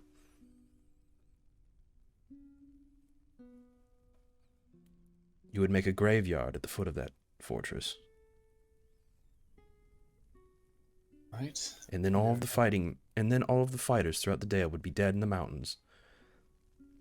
And here we would sit, take a waiting for the small team. Duergar to finish the rest of us off. So we take ourselves and a small team, whoever you can muster. And if it is nothing, then we march back here cold and hungry, drinks on Montgomery. But if it's something, you'll have time to get people massed and ready. I can give you equipment and supplies, but if you plan to infiltrate a Duergar fortress, I'm not sure any of the soldiers I could provide would be of much use. They're not rogues, they're not assassins. Not to mention that, They're fishermen. not to play a racial card here, but how many people in the 10 towns can see in the dark plainly? Any sort of light source is a dead giveaway infiltrating. Not to cloud on our plan we're trying to make. Very few of the soldiers in the 10 towns are professional at any level. Right. Look, I just got one question. What is the going rate for a king's head delivered on a platter? Well, my guess is if that king plans to destroy the entirety of the 10 towns and you currently make residence in the 10 towns your own head, Mr. Montgomery.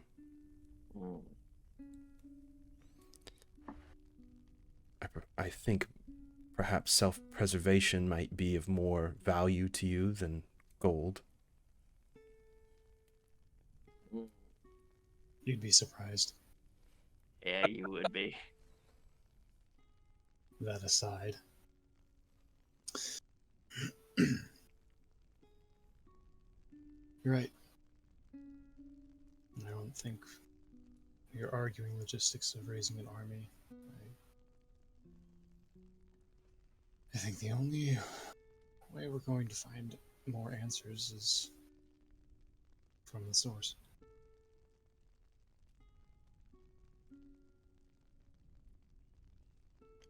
I can send word to the other speakers to have them muster their forces, at least to protect them.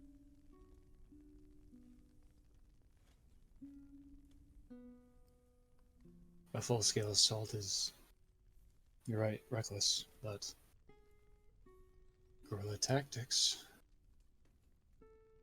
If one is on guard, sees any activity, any thinning of numbers would be helpful.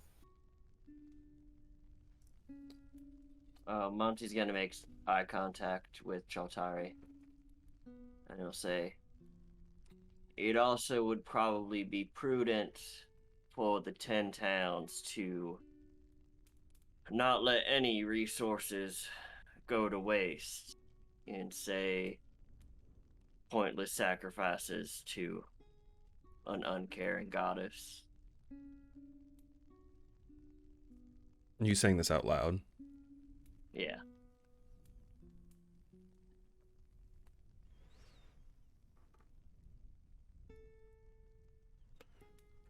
Perhaps.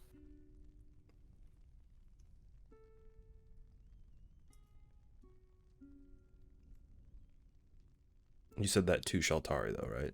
No, I said it out loud after like looking to Shaltari because I know this is his personal little Oh. price for our intervention and things. Perhaps. There's not a lot of foundation to base that on, though. Less so now. Just deal with one thing at a time.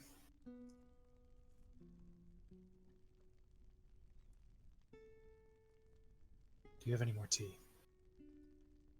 Yeah, she'll lift the teapot that's sitting on the table and refill your glass.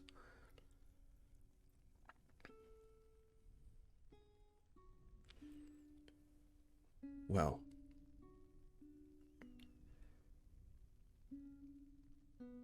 I believe I did promise you some information on the prisoner at Revel's End for the information about the Duragar, if you're still interested.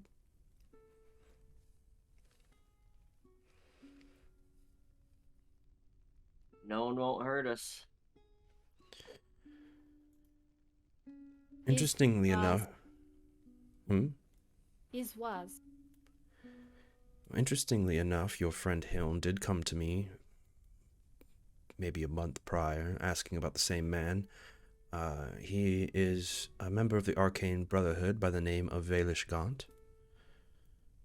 He, about 3 years ago, attempted a coup on my seat, thinking that he could overtake the Icewind Dale and claim it as his own.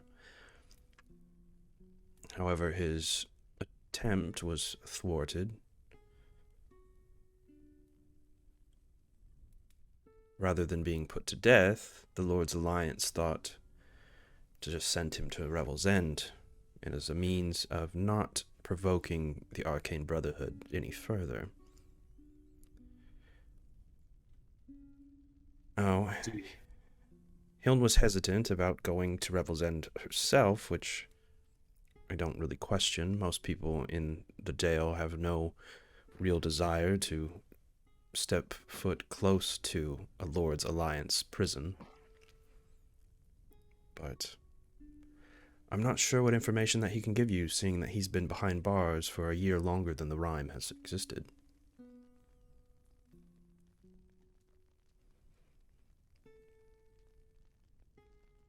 How powerful do you think the Arcane Brotherhood really is?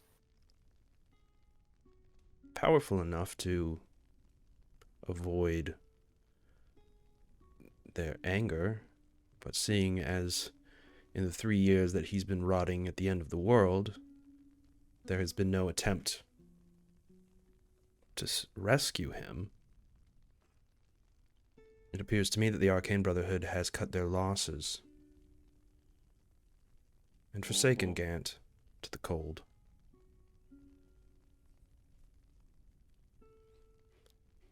Yeah, from what I know, they all have a pretty chilly disposition towards each other. Competitive.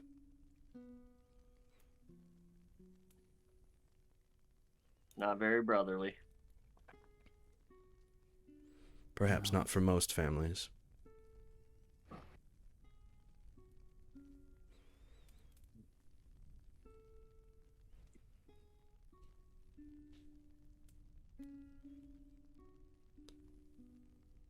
Well,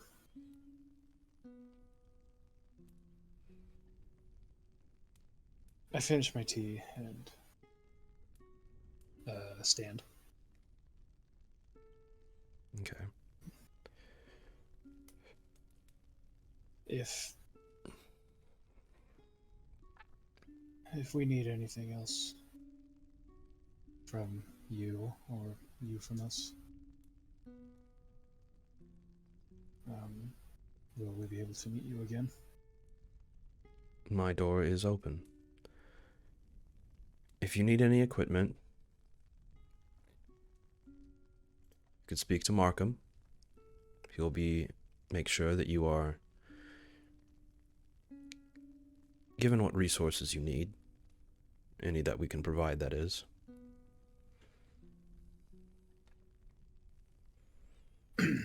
this whole conversation, has she, aside from trying to see if she was lying about what she knew or not, does she seem like she's honest about, I don't know, her intentions, I guess? Like, does she seem like she really wants to help, or does it seem like she's holding something back, like an agenda of any kind? I mean, you can roll insight again if you'd like.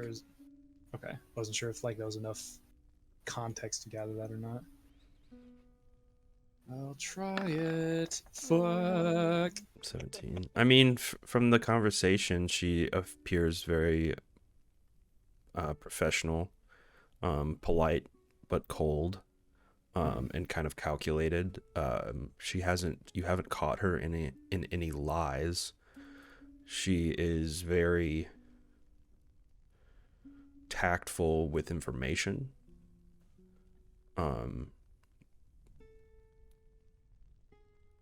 Okay. But I mean, you don't gather anything to think that she has any kind of nefarious motive. All right. But I mean, you haven't really asked her much. No, well, not really sure. Not really sure what to ask. Hey, are you secretly working with the Duergar? No. Yes or no? Okay. No. All right. Well, I believe we are done here then. I mean, like, in order to get her, like, a feel of how she feels about her position, like, if she feels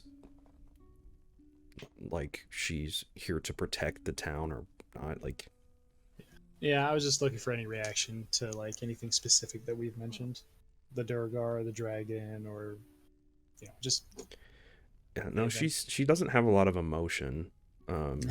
She kind of, she just seems very collected and very, like, professional, polite, but very playing everything very close to the chest.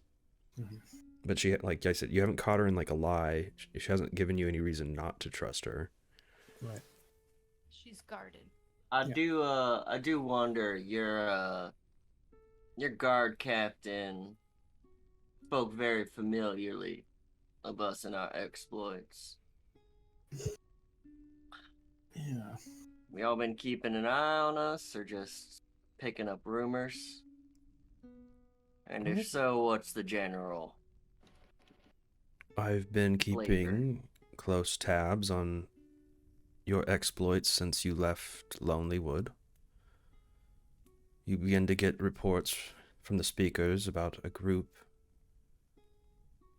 who clears a mine of whatever darkness crept out of the Underdark, who clears the woods of a awakened moose, who rids the lakes of a sea monster, who brings back a enchanted cauldron in East Haven. There's quite a few remarkable things that you have done in a short amount of time.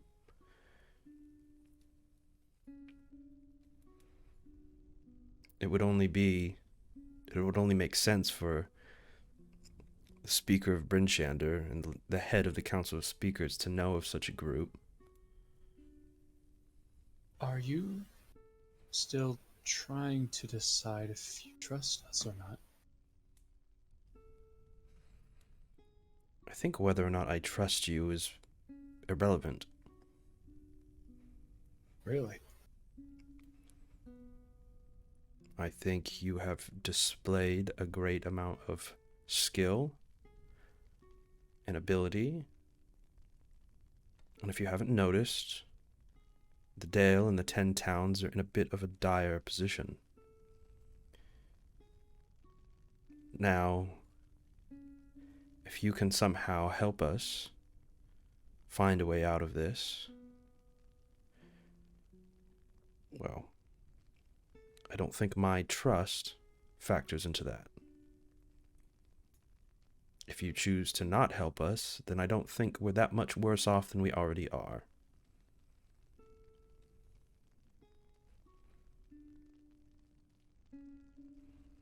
Thank you. And as able as you have proven yourself to be, raising arms against me in the middle of Bryn Shander would not be very wise. I hope we weren't. Not that there's a threat there, I'm just saying. Why would I mistrust you? No, thank you for your honesty.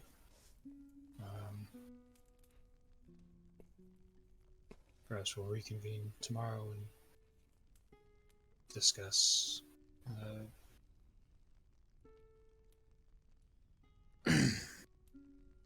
how to move forward.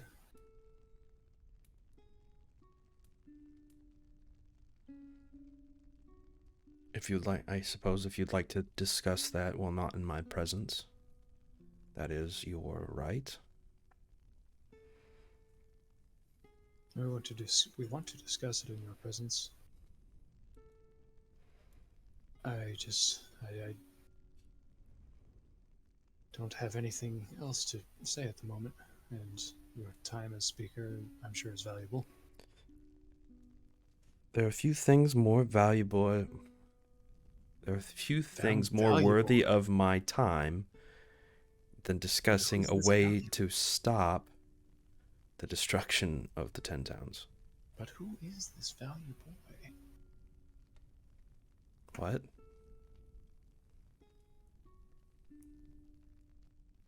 Look, I can tell y'all now, I, like many of the wise folk of the Dale, I'm not eager Was. to waltz into a prison run by the Lord's Alliance, and am surprisingly much more willing to go deal with some Duragar. I say we commit to this now, do our preparations, and leave tomorrow morning.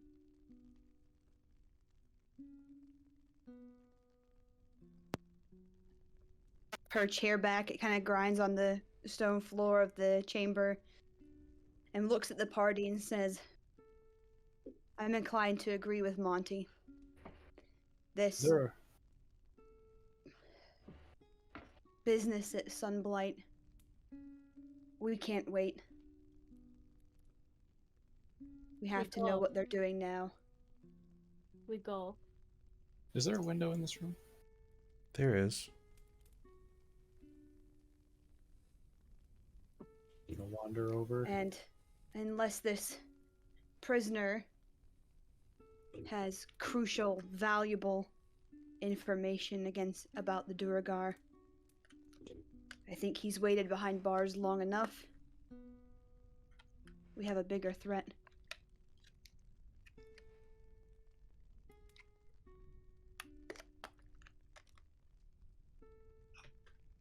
Where's this thing? It's also from here to Revel's End, even with the dog sleds, a 3-day journey one way, weather permitting.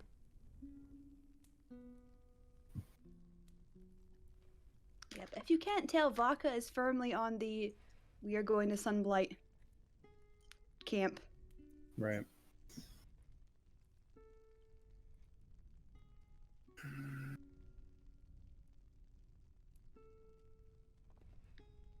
Time of the day, like, I mean, it's still morning, or like, you know, air Yeah, quotes I mean, morning, right? It's day, yeah.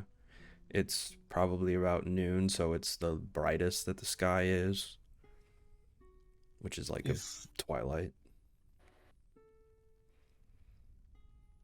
Did Monty say why not just gather our stuff and leave in the morning? Is that what you said? Or are you saying like let's leave now? Like prep for the rest of the day and leave tomorrow morning. Mm. Is there We'd anything be grateful specific? for any supplies that you can give us. I'll kind of look to the party too. Mm-hmm. The journey south will not be easy. Yes. Thank you please.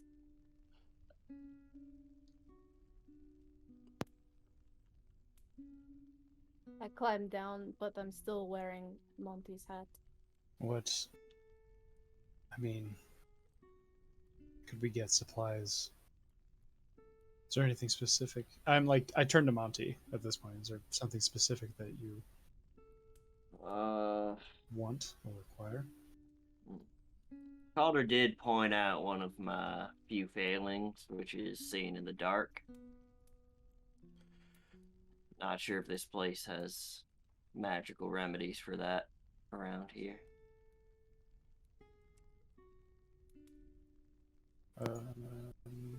She will not admit that she too cannot see in the dark. Yeah, well, Like, you already did something hard. You said, I agree with Monty.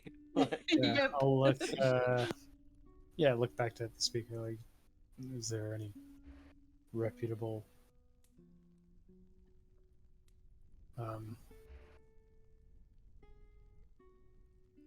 or arcane salesperson in town? Or a ring of dark vision? Ring, potion, goggles. I don't know of anyone in town who sells magical wares. You might be able to ask Stonewell if he has anything in his personal stock. Stonewall, the Black Iron Blades. Yeah, he's the head of the He's militia. the captain. Yeah, He's the Mark. captain of the head of the militia.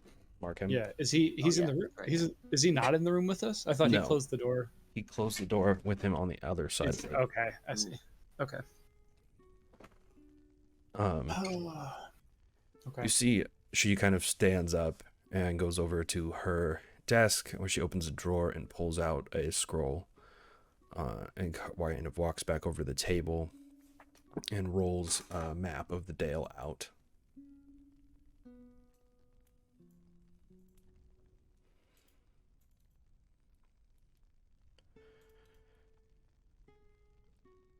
And let's see if I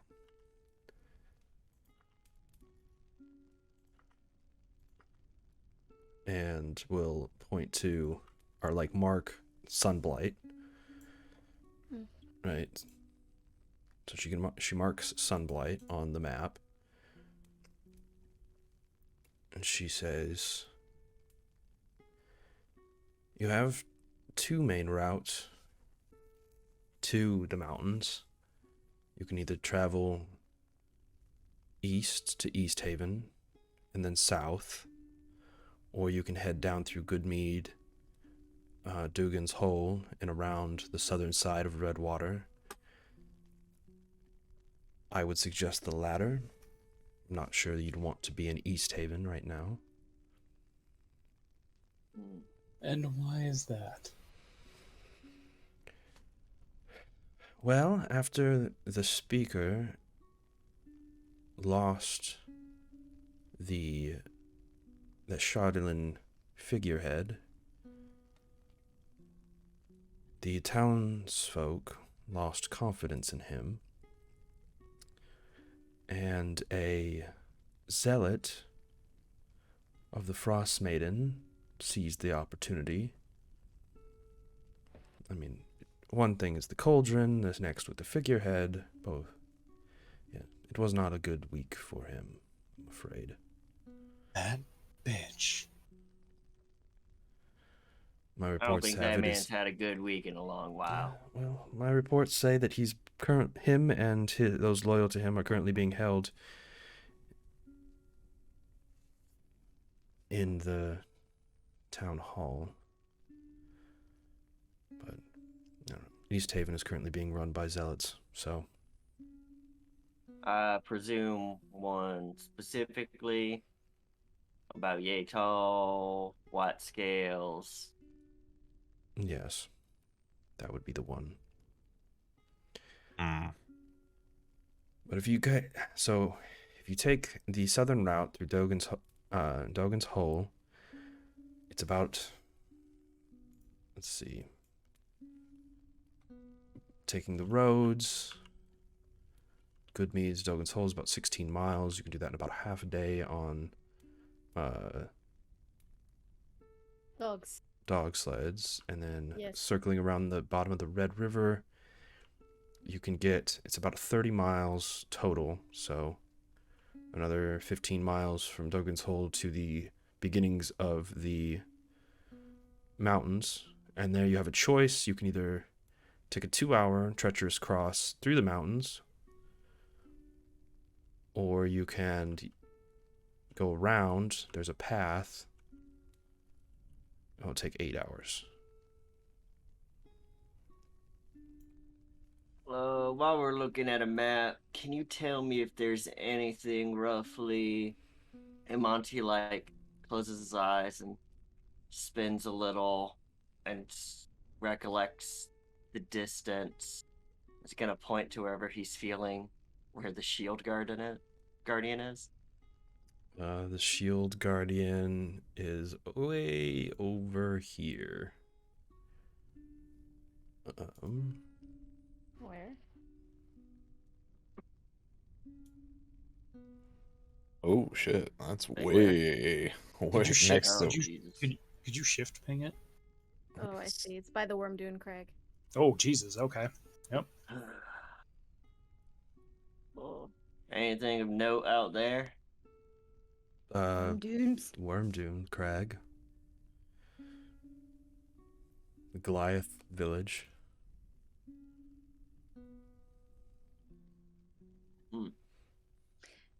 Just for the record, too, in lore, the Worm Dune are actually more friendly than the Sky Tower. Yeah. Like, are more likely to do trade with humans and etc. Yeah.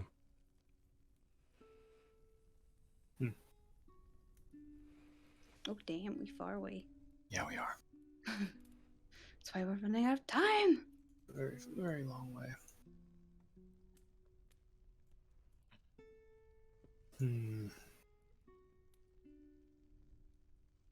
Is there a reason why are you interested in?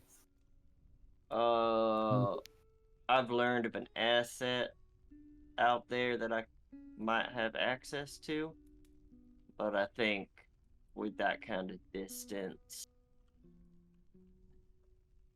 it's better off waiting.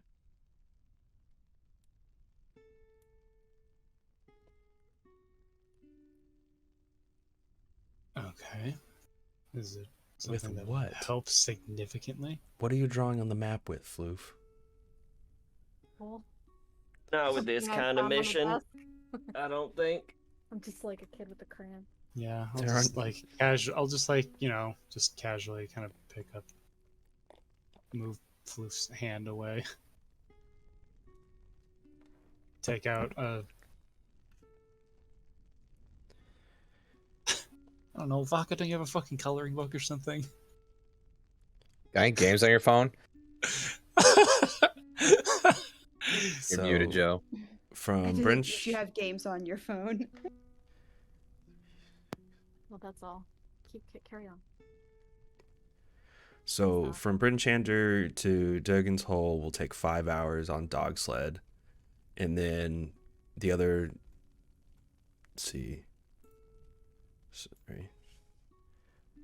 I know this seems boring, but this is important. Mm-hmm.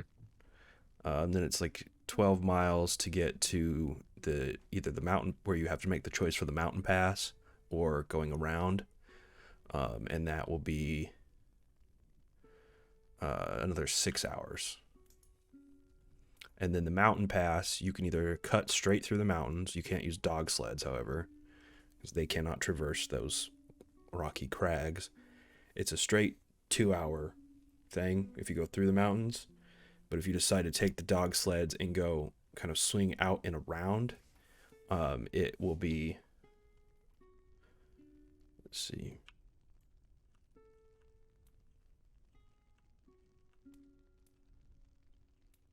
It's about 10 hours, or it's about 10 miles of difficult. So it will take 6 hours. Last time we So you're talking a approached total an of outpost full of 11. Duragar, we really only could go from the front, and that wasn't ideal. I'd say we try and take the mountain pass. Well, last time we were at a holdout of the Dugar, we also were double in numbers. Yeah. Vodka, you know the danger of the spine.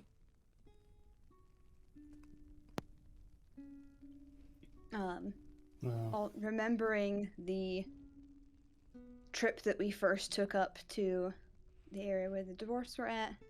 That's kinda... that's the Calvin's Cairn, that mountain Yeah. over there. The spine of the remembering world. that trip, like Vodka Yeah. is going to suggest that we keep the dogs and take the path. Well, we can make that decision tomorrow when we leave Dogen Soul.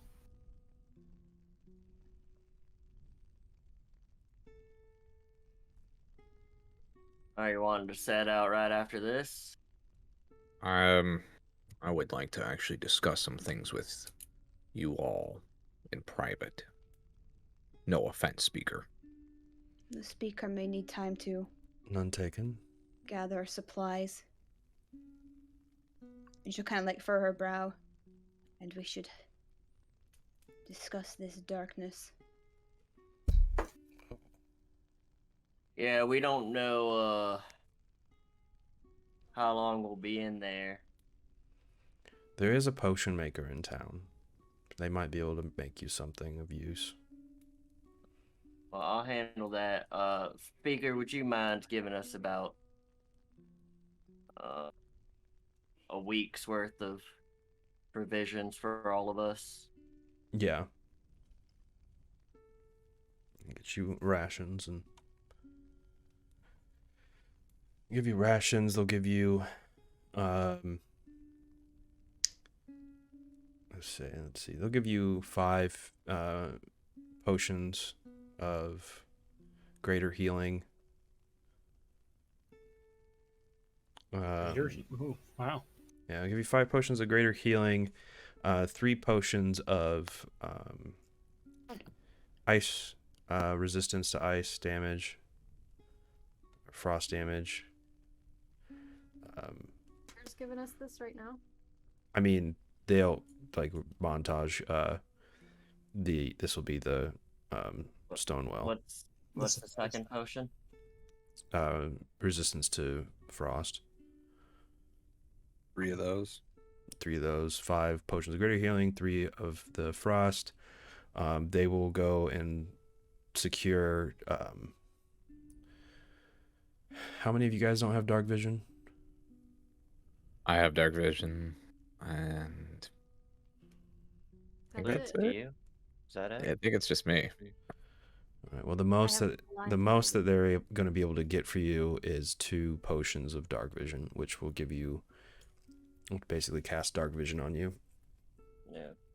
For like an hour or I think it's like 8 hours usually. I think it's 8 hours.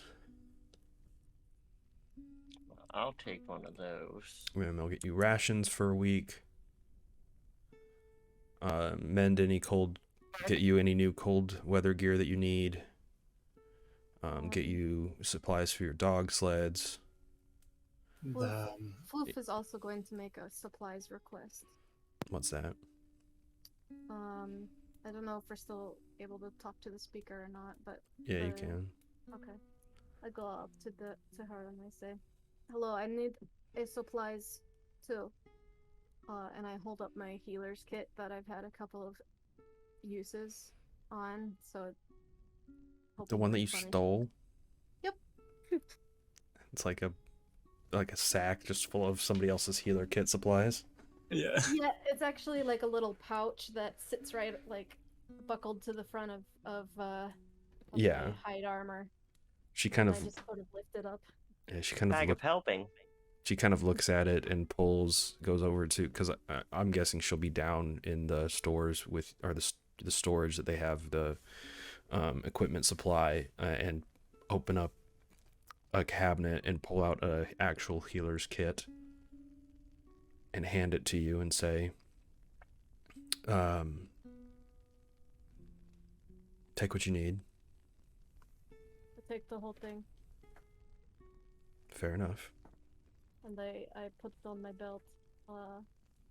And then I look up at her, very serious faced, and I say,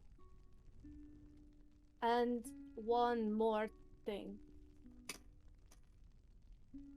I want to have some of that tree stew.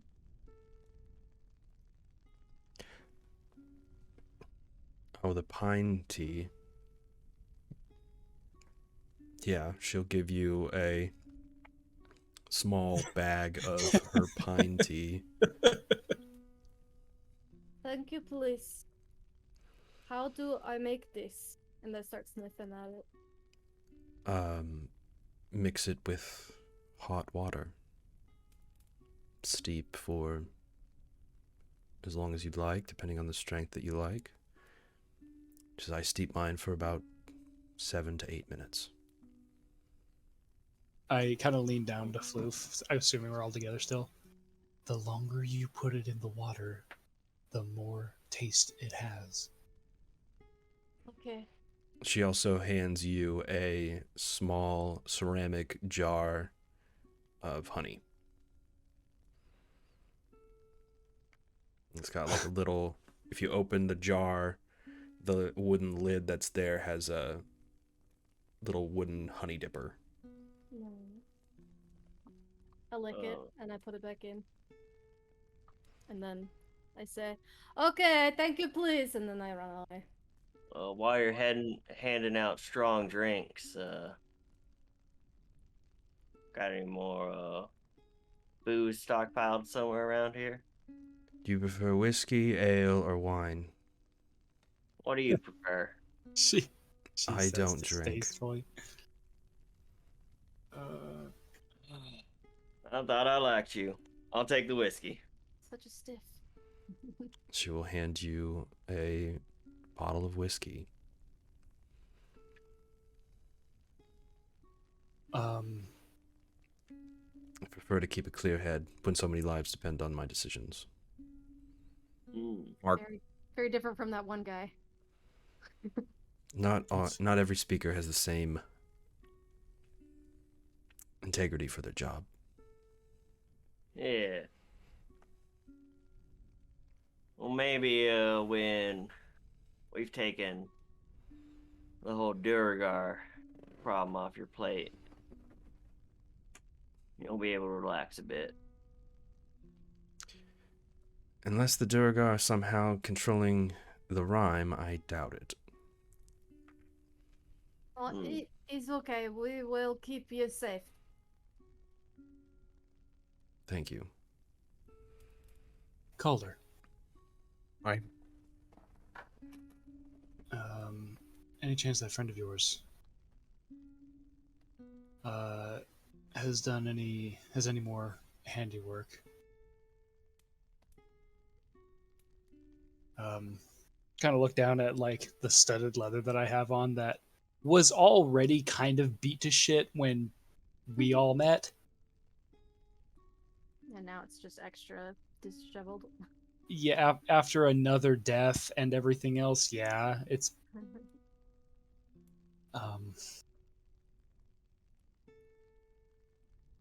do you think your friend has anything a little more natural? maybe. You guys are Might standing be, in the militia Yeah. stocks. And I assume, maybe wrongfully, that all of the armor here that is not metal Yeah, they have leather armor here. is kind of on the lighter side. I'm looking for something a little heavier. What are you looking for? Some hide armor. Yeah, they have hide. Like Floof is wearing. They can give you Now hide armor. The only thing Or is not, going to have not the... hide. I'm sorry, not hide armor. My bad. Sorry. Scale mail? I meant scale mail. Scale mail. Can you get scale mail? Where scale now? I mean, I can't wear traditional scale mail. I've found in the days defending Tourmaline, the few times that I helped, Hilm tried shoving me in something more protective, and I found that my connection to So everything This in this, stars. they have pretty much everything up to half plate here that they can give you. All of it has the symbol, the Bryn Shander symbol on it, which is this. the mechanical reason I'm asking because I cannot wear metal. He's druid. Right? Correct. Yes. It cuts. It interferes with my connection. It's the Bryn Shander logo is a grain of, or is a thing of wheat with antlers. Aw. Good to know. Still made of metal. Hello. Yeah, it is made of metal. Okay. I don't know how to get around your inability to wear metal. Hide is probably the only thing that you can get at with short notice like this. Yeah, that's what I figured. That's why I asked that Plus- friend of his. Plus, I mean, the only other thing, because if you got scale mail, you get disadvantage on stealth. Oh, And I don't know if that's something you really want going into what you're about to do. I mean, my ability to make us stealthy, I So wouldn't have an issue with it. But if it's what you're okay, so what you are asking me right now in a very long, drawn out way is if I can give you a non-metal scale mail. right, made out of like, dragon scale mail was a thing, but obviously that's like, something, a whole different thing. But something equivalent made from various animals in the area. I don't know if it was a possible thing or not. I was just going to go check that store, see if there was something weird there. If not, Okay. then never It's mind. Bryn Shander. Yes. Couldn't he have like trout scale mail? Yes, you can have Christ. You can have scale Like, mail made of full bitey knucklehead scale trout mail. scales.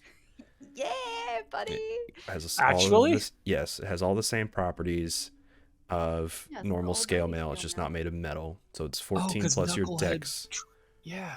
It's 14 plus your dex mod. You have disadvantage on stealth checks while wearing it. And it Yeah. kind of smells, not because it clanks, but it smells like fish. Bold bitey armor.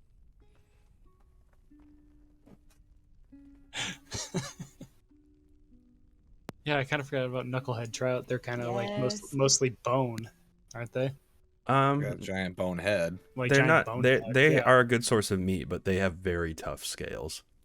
Yeah. So it's like a collection of like scales and bone. Yeah, Because that'd be badass. And I'll take it's that. like Does it it- come with a helm made from a skull? It doesn't matter. I toggle the hide your helm option Yeah. anyway. So So it's like red scales. But yeah, no, you get that. It's got a little emblem of Bryn Shander on it. cool. Freaking Gyarados armor. I love it. Cool. Ah! I'm down for that shit. Well, I like put magic that on- armor, but Put that on underneath all of Magikarp. my robes and stuff. yeah, Monchi's never found that toggle button for not wearing a hat. The hat's just part of his default skin. He can't take it off. Well, Yeah, it was part of the technically, character creation. Yeah. It's not an add-on. Like it is, but also Floof's wearing it right now. Yeah. And is constantly like pushing it up. All right. Yeah. So you can get all that. Does anybody else want anything? Monty is going to definitely take a guard's uniform. Okay. The uniform is just a cloak that is that blue with the that white kind of collar, that white fur collar, and then it's clipped like the cloak clasp is the sigil of Bryn Shander. Yeah, he's just gonna take one of those. Okay. along with a winterized coat if there is one. Yeah. They have cold weather gear. Nice. Was that a gift from the speaker, or was that an order from the shop? That was my scale mail. you took it from the militia's equipment. Okay. Because Okay, all cool. of the scale mail Stinky used, one that nobody wanted. all the scale mail used here is made of knucklehead trout.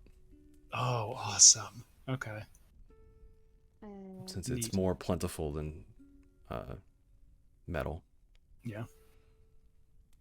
Okie dokie. Oh. Feel much safer now. All right. Well, not I much do safer want given what we're to about to do. I do want to acquire one more thing, which What's is that? any kind of small metal pot with lid at all that I think I can make tea in, because I don't understand how kettles are a thing, but I just want a little. I see metal heats up water. Okay. I want Are a you little asking metal. for a teapot, or are you just Nope. searching for one? Bitch. I am going to acquire one if I see it. All right. Roll an investigation check to see if you're able to grab a teapot or if you just grab a cooking pot. Okay. Yeah, Small you snag the first thing that you think is a teapot, and it happens to be a teapot or a tea Oh, kettle. Like a Little water camping tea kettle. Yeah. kettle. Perfect. Yes, I tie it onto my waist. I don't even know where I got it or who. I don't care. All right. Like I literally just saw it and took it. All right. So yeah, after you guys get set up with all of your equipment, you guys leave the next morning. Well, Calder wants to talk to the group Okay. privately. Okay. Okay. Yeah, the speaker will offer you guys guest rooms in the town hall, so you don't have to pay for lodging at the Northlook if you don't want. Otherwise, you go back to the Northlook. Stay here and cool. help with the supplies and such, or Calder will motion y'all like into his room. we go. Okay. Out. Yes, we go. I curl up on the bed and start just playing with the tea kettle. He'll close the door, he'll turn around, he'll pull his mask up. It wouldn't be unlike me to help throw a little bit of a snag into this plan. I worry we're not... I feel like we're looking at this one-dimensionally. And he'll look over at Vodka. Do you not think from your vision some of this is on a spiritual level here? What's going on with the Rime, with Shaltaria and I's souls all snagged up by Levistus? Went a little bit. What do you mean? Do you think your people, Vodka, know of what's going on spiritually?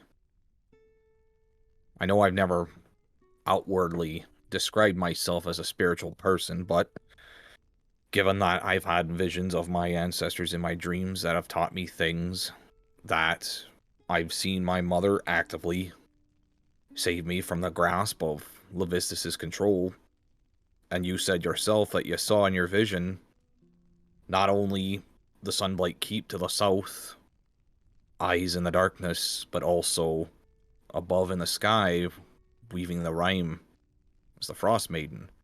And I feel we're looking at this too tangibly, too flesh and blood. If I could take like a moment and say, my people have always had a connection to the Dale, the very mountains that shield it from the rest of the world. What I saw, what our Sky Watchers passed to us, was nothing like what I saw. Just saying, just because we've been gathering all of our information on a mortal way, you know what I mean? we're looking at this very pragmatically, but this is also unorthodox. I don't know, it was just a thought I'd wanted to throw out there, but didn't want to reveal our cards to the speaker since they were very apt of keeping theirs close to their chest. Yeah. I mean, she's real pragmatic and might see all these visions as just a culmination of worries and desires. It might just be someone's own minds manifesting when they're just tired or going through some stuff.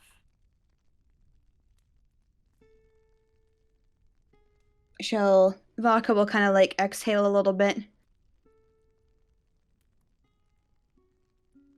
When he took your soul, did that feel spiritual?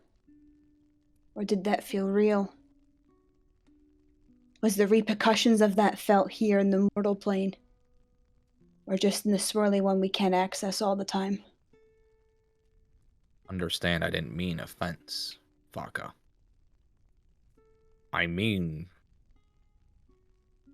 when I say things that are tangible and spiritual, both are easily touched. Both are easily understood, but I felt we were looking at it in a very singular way.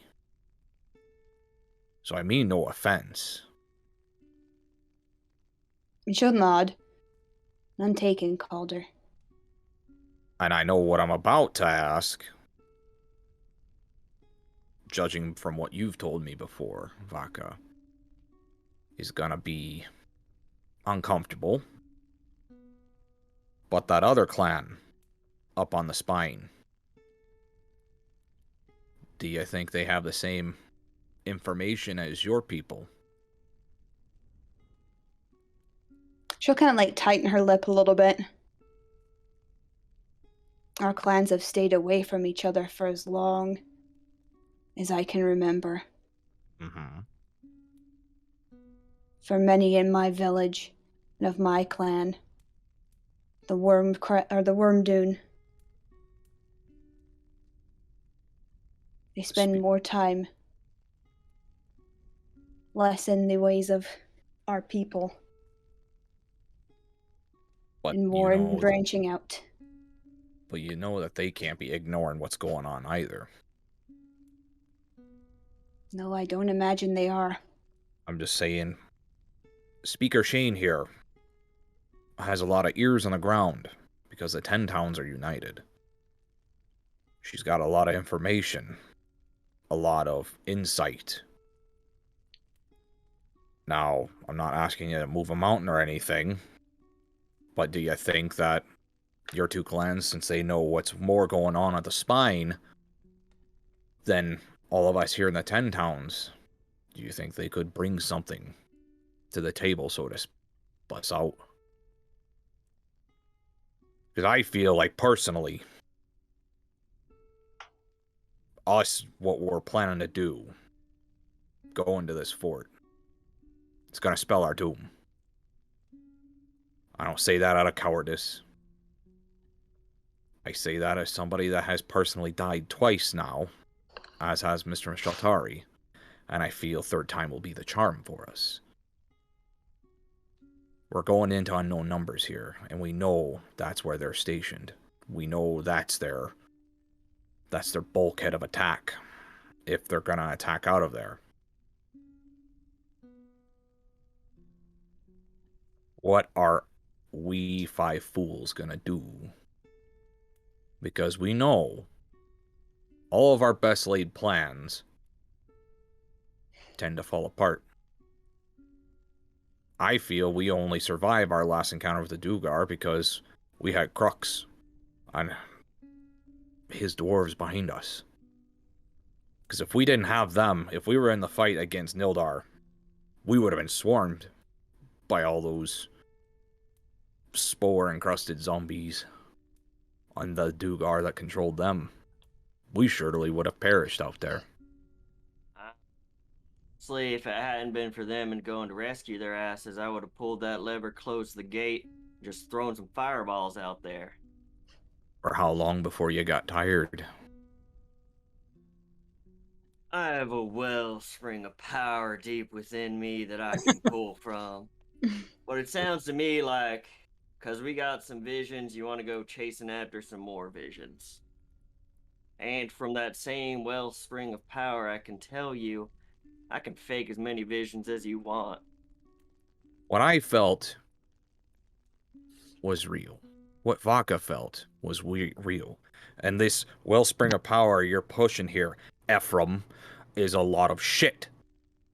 I'm telling you right now, we need to have some better plans laid out. Now, I know I don't speak up often. I know I don't speak as plainly as I am now. I like to look. I like to observe. It's how I am. And I'm telling you right now, I'm observing us walking to our death. And with that, the end of the Dale.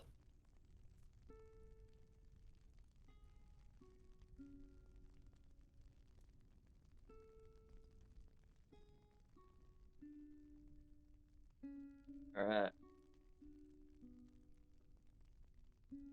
All I'm saying is I can make it feel real too.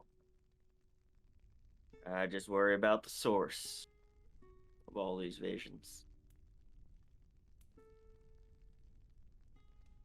I think we will find the answer to a lot of our questions inside the Sunblight.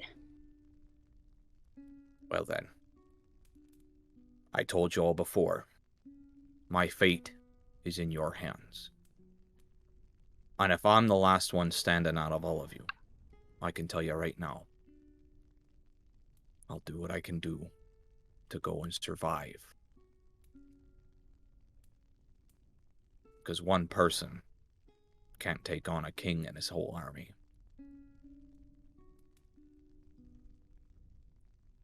And with that, he'll open the door and let you all out. Oh, shit. Oh no! Can you hear me? Okay, good. Mm-hmm. My mic went out in the middle of that, so I didn't want to interrupt All right. until just now. They pay All right. attention. Oh. What? You know what? Never mind. I think I sense the tension, and Wolf is gonna just leave the room.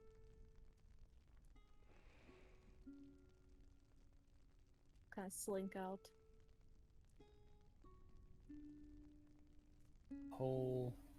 That conversation. I was at the window. Just looking out. Kind of quietly to myself. Casting this spell that has betrayed me so many times, but here we go.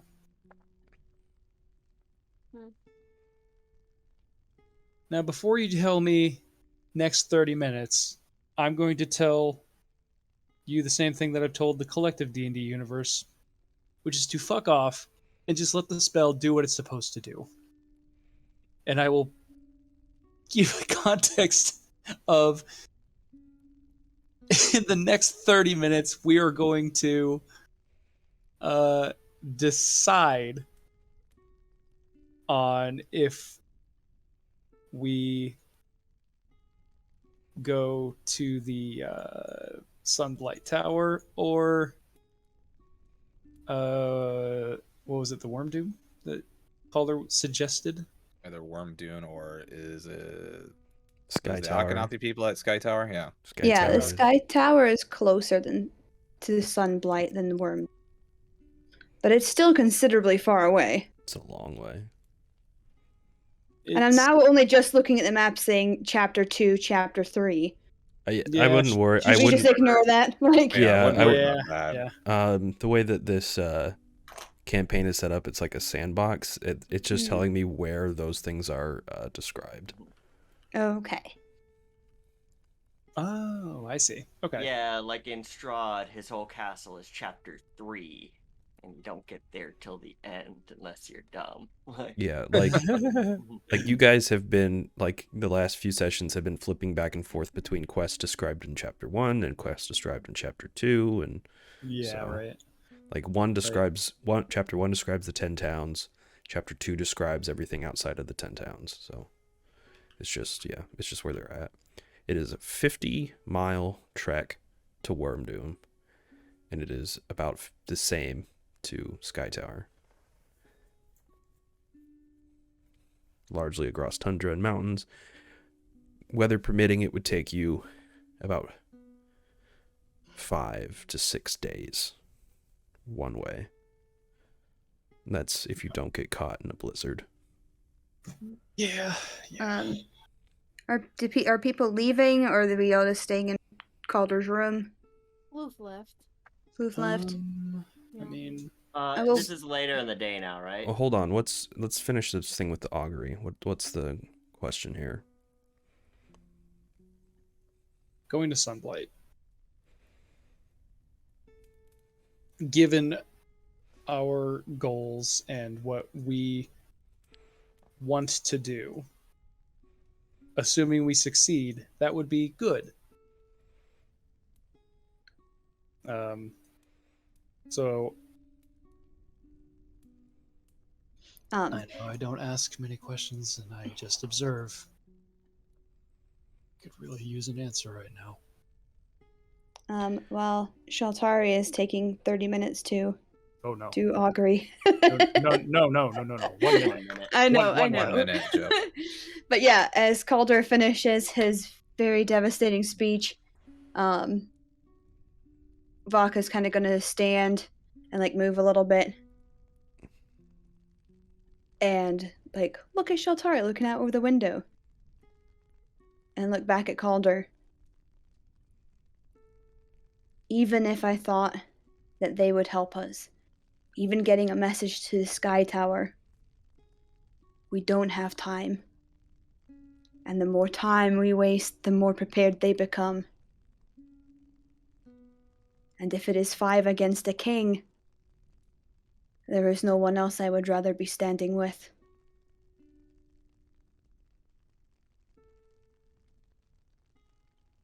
As I said, I have no say truly in this because of what I've done.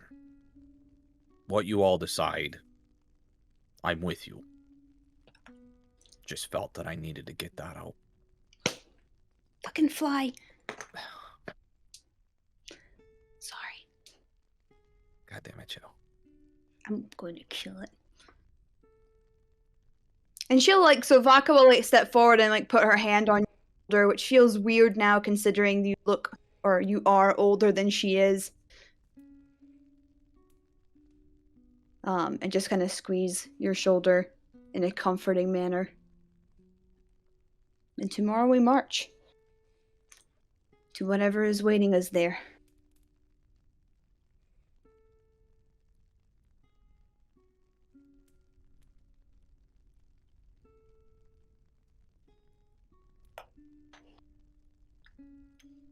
Calder. Aye. I just gonna take my tool down and I just kind of hand it out. He'll grab it. Actually, it's more me moving out of the way and keeping it where it was.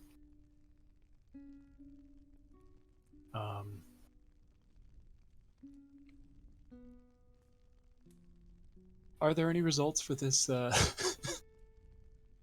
want to answer this in a more interesting way than what is offered in the box text, since we are ignoring the 30-minute rule.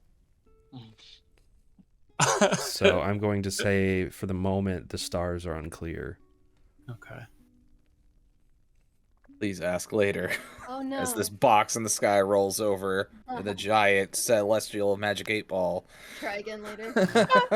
I'm just sorry. I'm just imagining Sheltar like, do you see the constellation?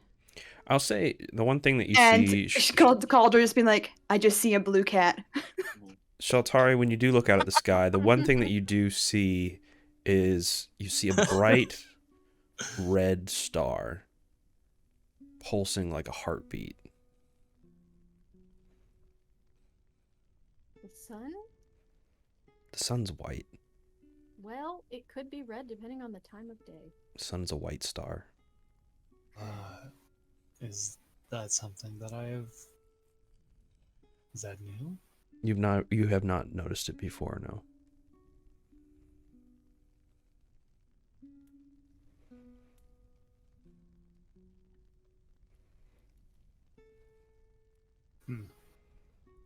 Yikers.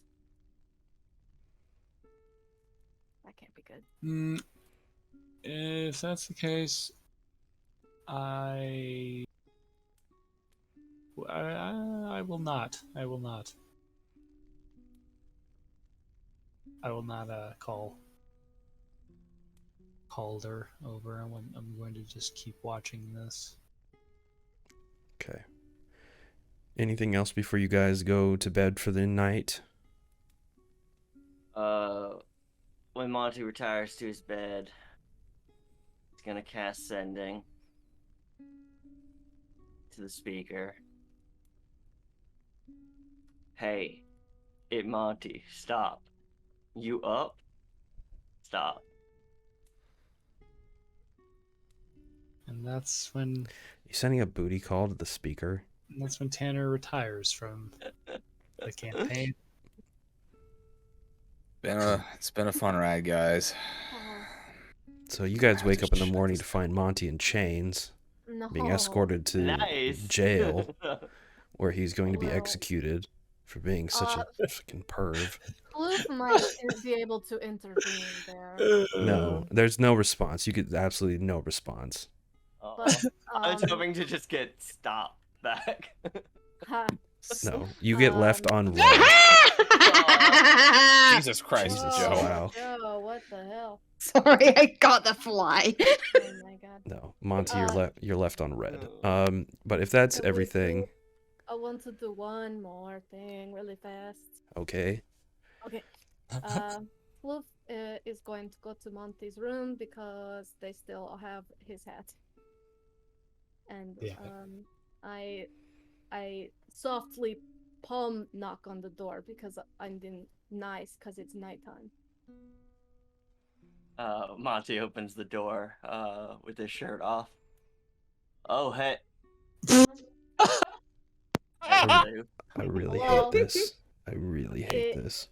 Floof does not care, so they just walk past you into your room. And then pulls off the hat and pulls out your hat. Yeah, thanks. Monty, What's up, Floof? well, I start sort of fidgeting with the little quartz stone. And I go, what is the dream?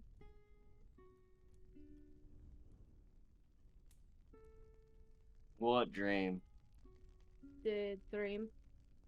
What is? When you sleep, you see it.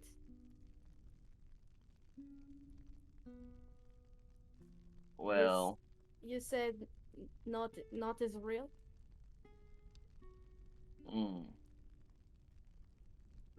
Well, Monty will close the door behind him and then get down on police level.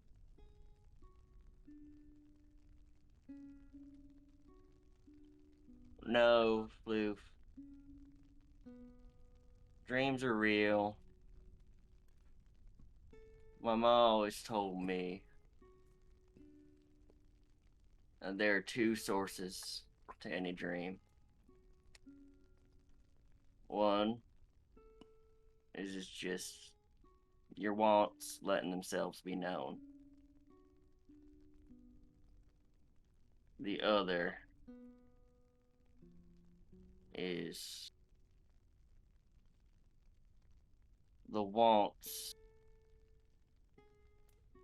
of others making themselves known to you. You been having dreams? One, but was other dream. Mm. Is Whisper's dream. Mm. Finally gave your little friend a name. Yes, I call her Whisper. Mm.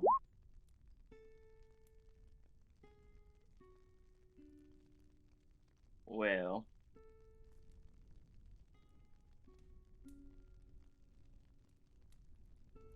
I get the feeling that Whisper's wants and your wants so far have gone hand in hand.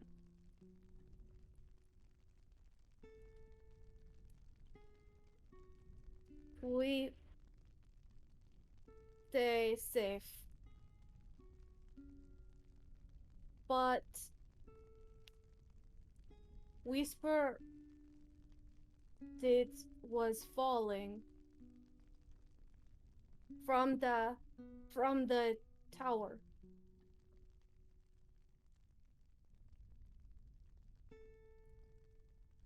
What tower?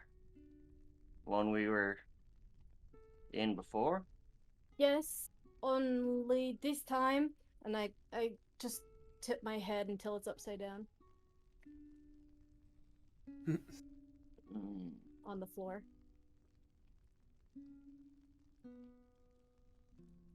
Monty's gonna look down at where Floof is clutching their chest.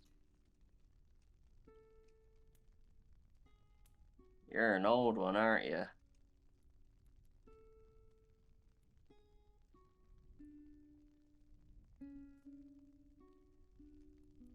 You let me know if you have any more dreams, Floof.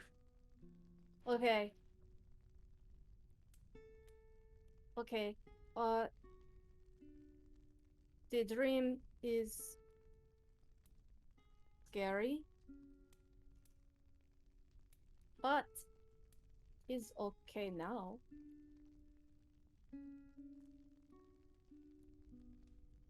Yeah. I do not get scaried many times. Okay. Good night. Good night. Run out. Go to He'll stick his head out the door and say, "Let Whisper know that I'm always open to whispers too." Okay.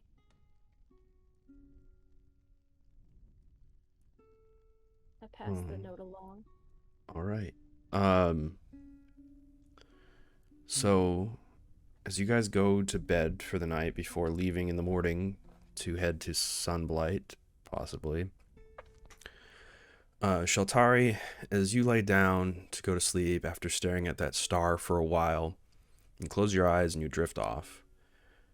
And soon you begin to see that star kind of pulsing in your dreams.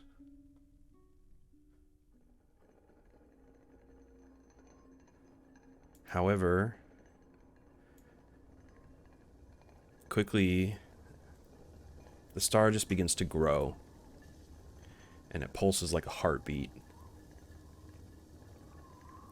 The clouds in the sky become like smoke, and the sky behind it becomes darker and darker until the only thing you can see is the star. And it begins to grow as almost if you're getting closer and closer to it. And eventually, you get close enough to realize what it is. It's a giant heart, shrouded in flames, sitting behind this iron cage. You hear the hammering of metal.